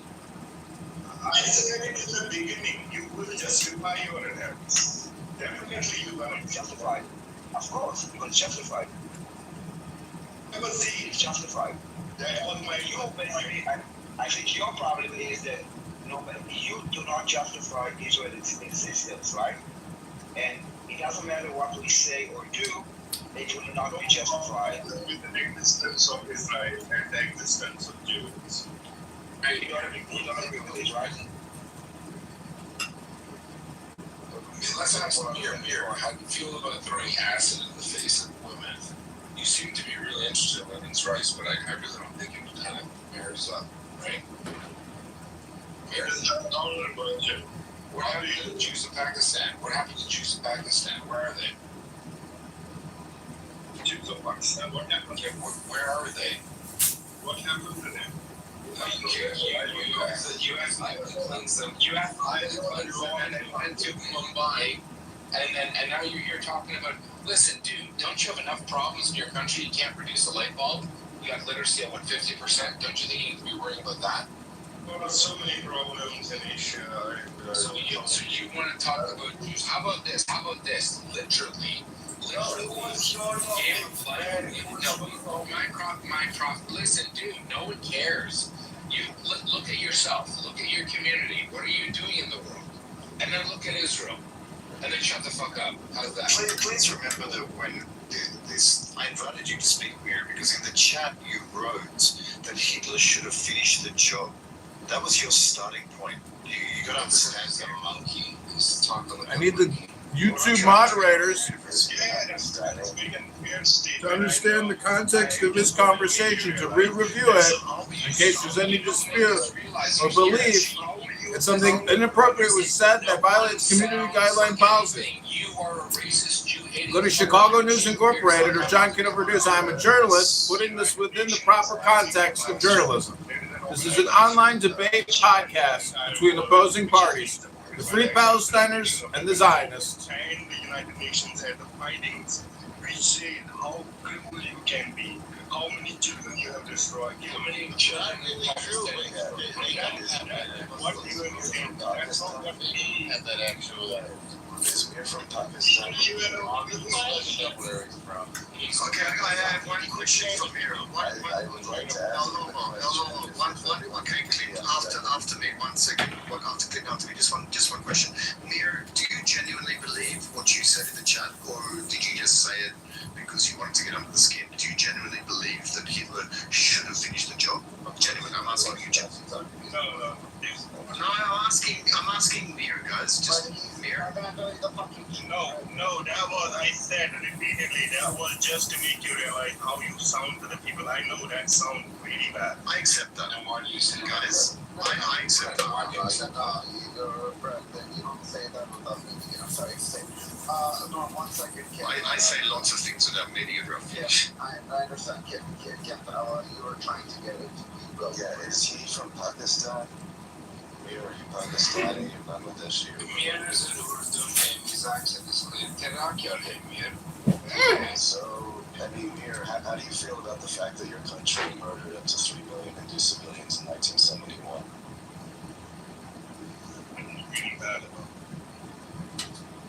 Cool. So don't you think that maybe people are kind of hypocritical? So first of all, you tell me one thing, Clinton. Whatever your religion is, whatever your culture, do you have women? Okay, women. Tell me, do you have 1%, 0.001% contribution of your existence, your religion, your values, your culture? Is there any your own contribution? Or it's all what you have got because you were born in.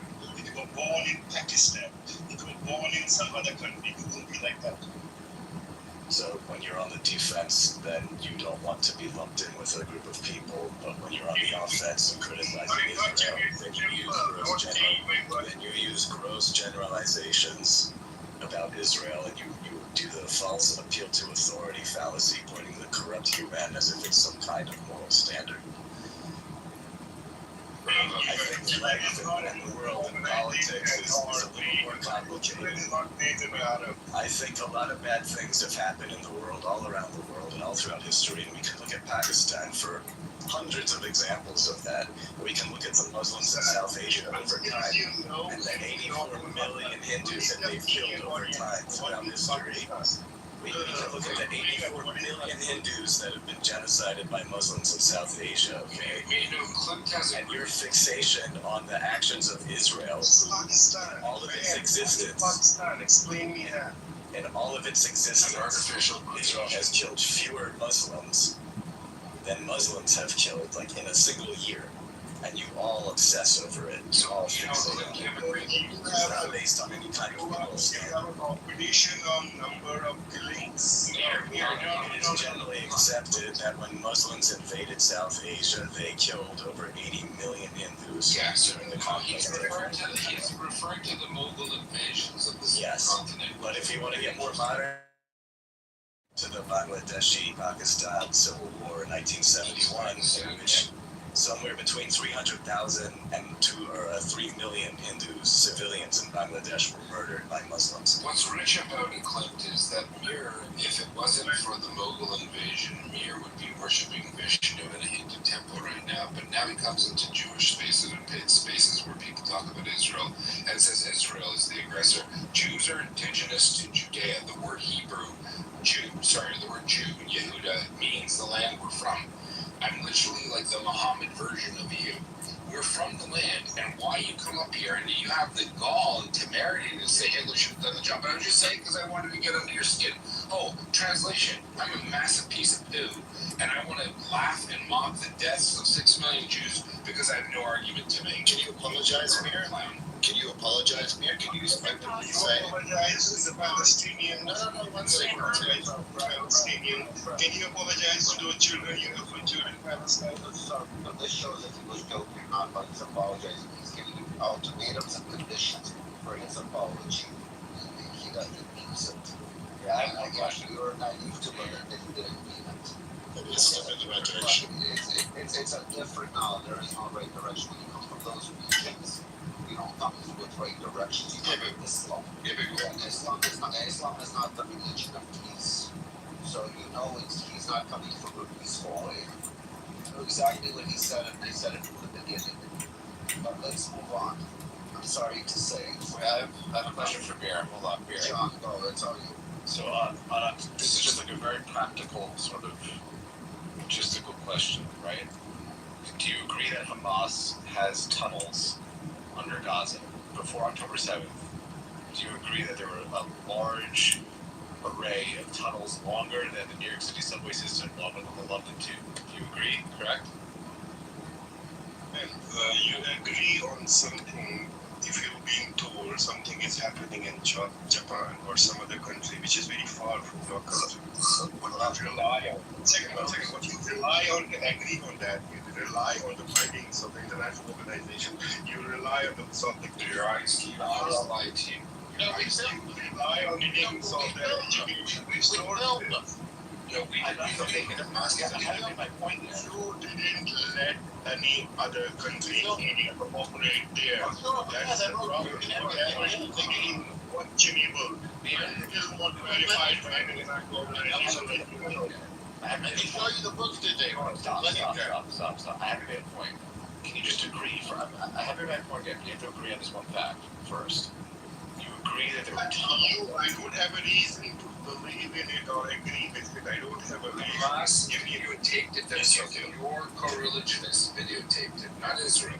Hamas. Can I just point out that Hamas controlled Gaza for 18 years before October 7th. There's been 18 years of news stories about the tunnels being dug, including a report about over 600 Palestinian kids who have died over that time digging tunnels for them. Since Mir is obsessed with, the children, and they're the only children involved. Does he have anything to say about the fact that people fit over children working in sweatshops for Nike than they do about the kids dying digging tunnels for Hamas? Actually, I'm a bit confused here because on one hand you're saying that children are dying, so you are getting information from Gaza. On the other hand, you don't believe some of the information. So why do you believe the children died if there are no journalists there? Here, just to please get here. Whatever I am seeing is coming from the findings of the UN, not my personal. Hold on. This isn't a UN thing. Does Hamas have Stop. Does Hamas have tunnels under Gaza that they built for 20 years that they use to help them infiltrate into Israel? Did they have that? Yes or no? Just agree or not agree on that one. We don't again care what the media says. What do you believe in? Where the tunnels are anything. No, but it goes back to the media. He's letting it diverting, right? And he's making us sound that's what we heard. Mir, this isn't a propaganda thing. My take on this, the International Criminal Court has arrested that includes Hamas also. Let me put I'm talking about Hamas. Yeah, I'm gonna mute you. Yeah, I'm talking about Hamas. I'm talking about Hamas. Hold on, Dr. I'm here. I don't need your answer. I need Mir's answer. So here, we're speaking to you on John has just a specific question. Your opinion, the tunnels were there or not. I don't care if Bibi Netanyahu has 5 or 6 fingers. I don't care if the dozen children. Yes, tunnels were there. Let me agree with you. Yeah, tunnels were there. You don't need to agree. That's all we wanted to hear. Great. Okay, so there's a backstory. So there's tunnels all over Gaza. They've built them for years. They spent tons of money building them, tons of concrete and sand and electrical work and air conditioning and all of this stuff to build these tunnels, right? And they built it for 18 years, and they're fortified. They're safe under the tunnels. These people working, they were made to live there for years and years if needed. Okay, don't you think that if Hamas had their children, that they would maybe say, hey guys, why don't you come down for a little bit of time while the bombs go off just so we can save you guys, and then you can go back up after everything happens, because they had plenty of room. They brought all the hostages down there. It went for miles and miles and miles and miles all across Gaza, from north into south. And it was and there were maps, and it was very, very, very detailed. So I want to say so here. So do you think the children could have gone down there and their families? Let me say something. Here, it's the same tunnel that you saw. What's her name? Sinwar running with his wife in the tunnel where she had a $80,000 handbag, holding an $80,000 handbag.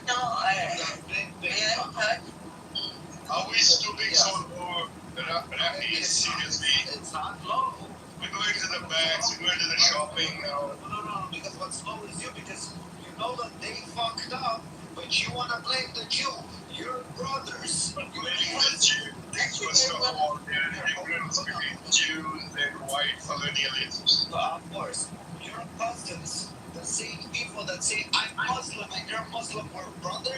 They didn't give a shit about that Muslim.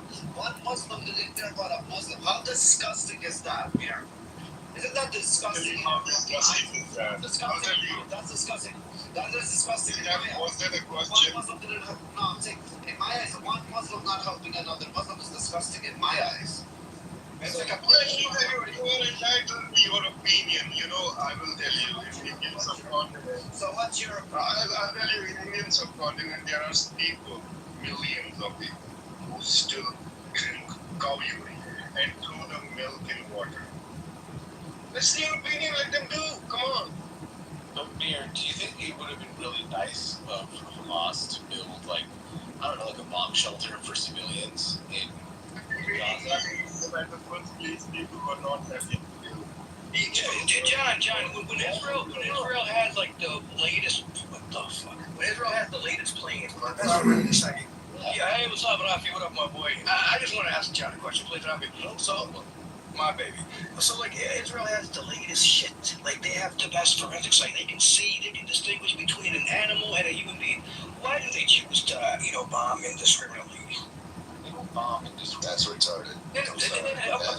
Absolutely retarded. Are you? Okay. Can I finish? Okay. What is the X-ray technology that? Okay. Tell me how did? Okay. Why did they bomb that World Kitchen? Why did they bomb Sharina? No. Let's go back to what you said. You said that the Israelis can see inside buildings and they can see inside. No. I said that they bombed indiscriminately. They bombed indiscriminately. And they have informants. First of all, plus Israel have informants. Israel has informants inside these buildings. Israel has informants. Want to walk back your retarded? So wait, hold on. You're being evasive. You're speeding around the bush. So Israel has informants. I'm going back to what you said. Israel. What you said. Israel has informants. You said that the Israelis can see inside buildings. Israel has informants. Yes, they have human intelligence. They have human intelligence as Palestinians. Malik, 1 second. Malik, you have 1 minute, and then Clint. All right. Go. Malik, you have 1 minute, then Clint can reply. What I'm trying to say is there is human intelligence working with Israel, who are Palestinians. They know who's in the building.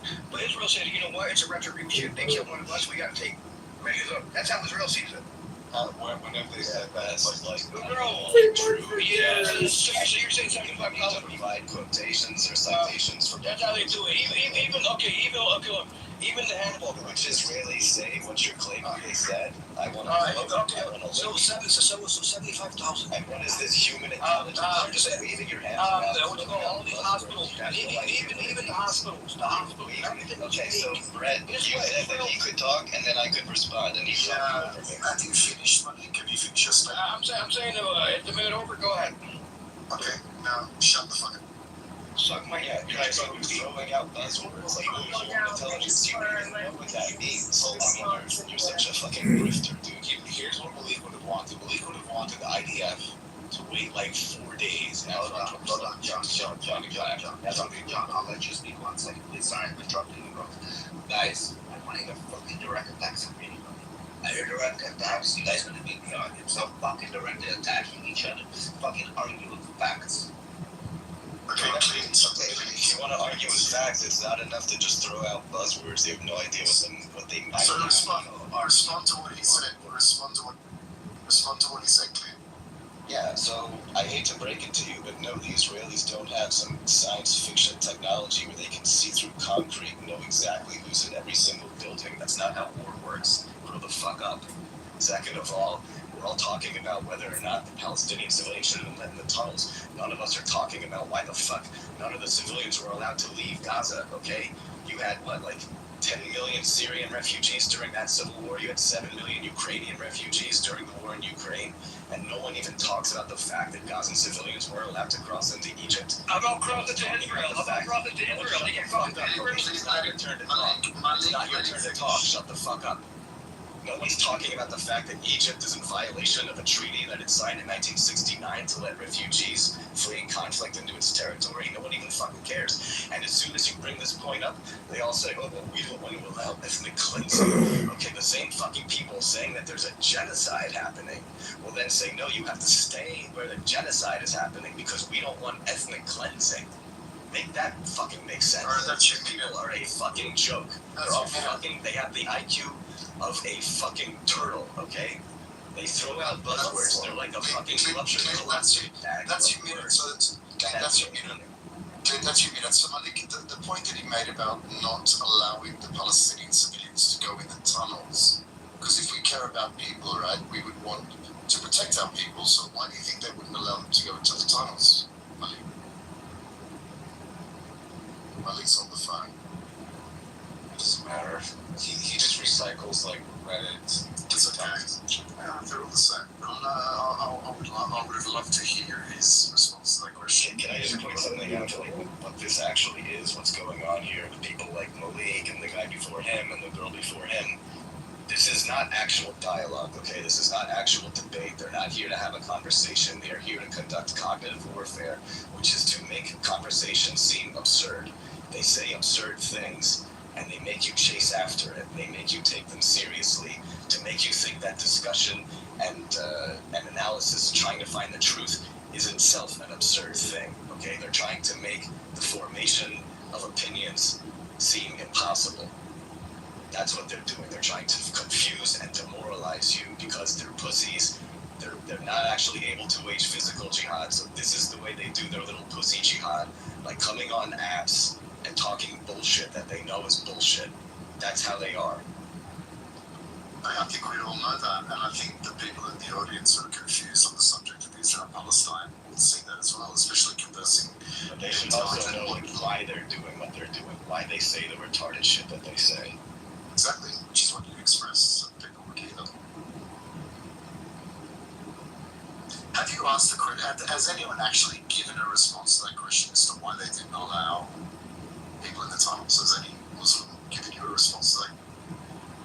Well, I always ask why they weren't allowed to just go into Egypt or just go into other third countries like in every single other war in history. The tunnels are for the fighters. I've heard two things. The tunnels are for the tunnels. The tunnels are for the fighters. And also they are grateful for the blood of the martyrs. They congratulate the martyrs and celebrate them. So they want to maximize the number of martyrs. Those are the two answers. Yeah, we know this. I mean, the tunnels, at the end of the day, they are military infrastructure. They're built underneath civilian infrastructure, but they were for a military and terroristic purpose. They were never meant for civilian, like bomb shelters. But the real question is, because it implicates the rest of the world, not just the Palestinians, is why were the civilians not allowed to flee Gaza the way civilians are normally allowed to flee war zones in every other conflict? The answer what they're saying is due to the evil Israeli Empire. The poor Gazans wanted to smuggle sugar and cookies for children's birthdays, and they had to build tunnels so they can get them. And that is literally an answer. No, I think the reason that I've heard no, it's not a reason. I'm saying that's what they say. Yeah, but I've heard them say the reason that they weren't allowed to go into Egypt and flee is because they were scared that Israel would then occupy the territory and we wouldn't allow them to come back. That's what they say. But that is also absurd because then what? So you stay then where you're supposedly suffering another fucking Holocaust? It doesn't make any sense. Yeah, well, there shows sense and the argument they hold are the same thing, right? Try to apply that argument to any other actual genocide that happened in history. Say, oh, well, the Jews, they shouldn't have been allowed to flee Europe because then the Nazis would have occupied Europe. We can't have that. Then the Jews would have been ethnically cleansed from Europe if they had fled Europe. So no, they should stay and be slaughtered en masse. I didn't say it was a good argument. It's the only argument they got. It's literally the only argument they have. And no one asks it enough. No one asks them enough. And Egypt and the UN and all the refugee agencies, why did you not push for the civilians to flee the war zone. The war zone in Gaza is not that big. It's the same size as Washington, D.C. That's the size of Gaza. That's it. There was no 2 million people living there, and you don't let civilians flee. Like, people compare Mosul during the fight against ISIS and how, like, civilians were allowed to flee that. They're not allowed to flee in Gaza, and everyone's in on it. Everyone is complicit. Where could they flip to? Basically just sign it. Egypt or a third country. Yeah, I don't think anyone wants them. I think that's the issue. Genuinely does. Listen, if you take 10 million or whatever, like South Africans and Syrians, but they wouldn't take Palestinians. Why? Because it's kind of made to look Israel look bad, and there's no genocide. That's the reason. That's why the doors weren't open. Like, no Jew in Auschwitz would be like, yeah, I don't want to leave Auschwitz because there might be a German that steals my home and leipzig. You leave. Yeah, it's absurd. And also, Brett, what you were saying is the reason that wait, what was the question you asked again? Sorry. Why they weren't allowed to leave. Sorry, just totally blanked. Okay. Yeah, his question was if a train leaves Philadelphia at 2 o'clock at 100 kilometers an hour. That's not helping. I can't remember what I asked.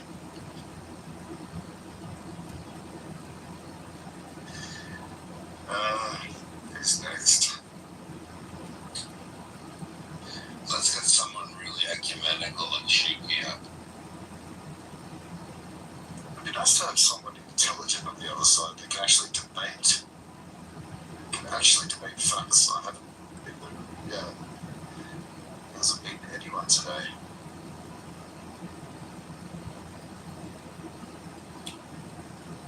Yeah, it's been pretty bad. We had Mir, who was like still justifying the Hitler thing.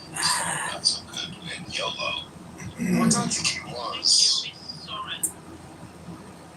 No, he asked for someone intelligent, Massa. You see the thing is all of them are not very intelligent. That's the problem. You want some intelligence between people that tell the 3% of them are really good. Don't you have a shame in your face about why you demanding something that is impossible? Okay, talking about intelligence. Mir has decided to come back to speak to us. See, actually the problem is I should not be the person having this debate. Of course you should. One second.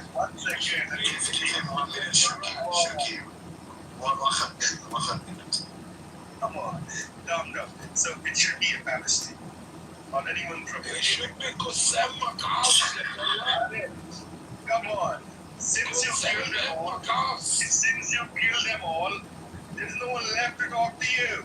Come on. Kill them all. Your facts will be good. Kill them all. Even the baby, when he's 9 months in his mother's belly, should be shot. Should be shot immediately. Is there anyone else in the room apart from me that wants to listen to Mir for at least 30 seconds? Shuki. No, what happened to your conscience when you hear I don't know what happened to my conscience when I hear that the Palestinian babies dying. I'm celebrating. I'm opening a bottle of whiskey. Why do you feel when someone is celebrating? Because I just have. I want everybody to know that within the context of this conversation, I am a news journalist working for Chicago News Incorporated, listening to an online debate. These are not actual threats, and we are listening to a heated conversation and reporting it and pointing it out for news purposes. You know what they're gonna do? To reality. That's a Nazi ideology. This is Nazi ideology. You're not a Jew. You're a Hamas ideology. That's what Hamas is. No, that's a Nazi ideology. You may say you may. How much euro in your Dow?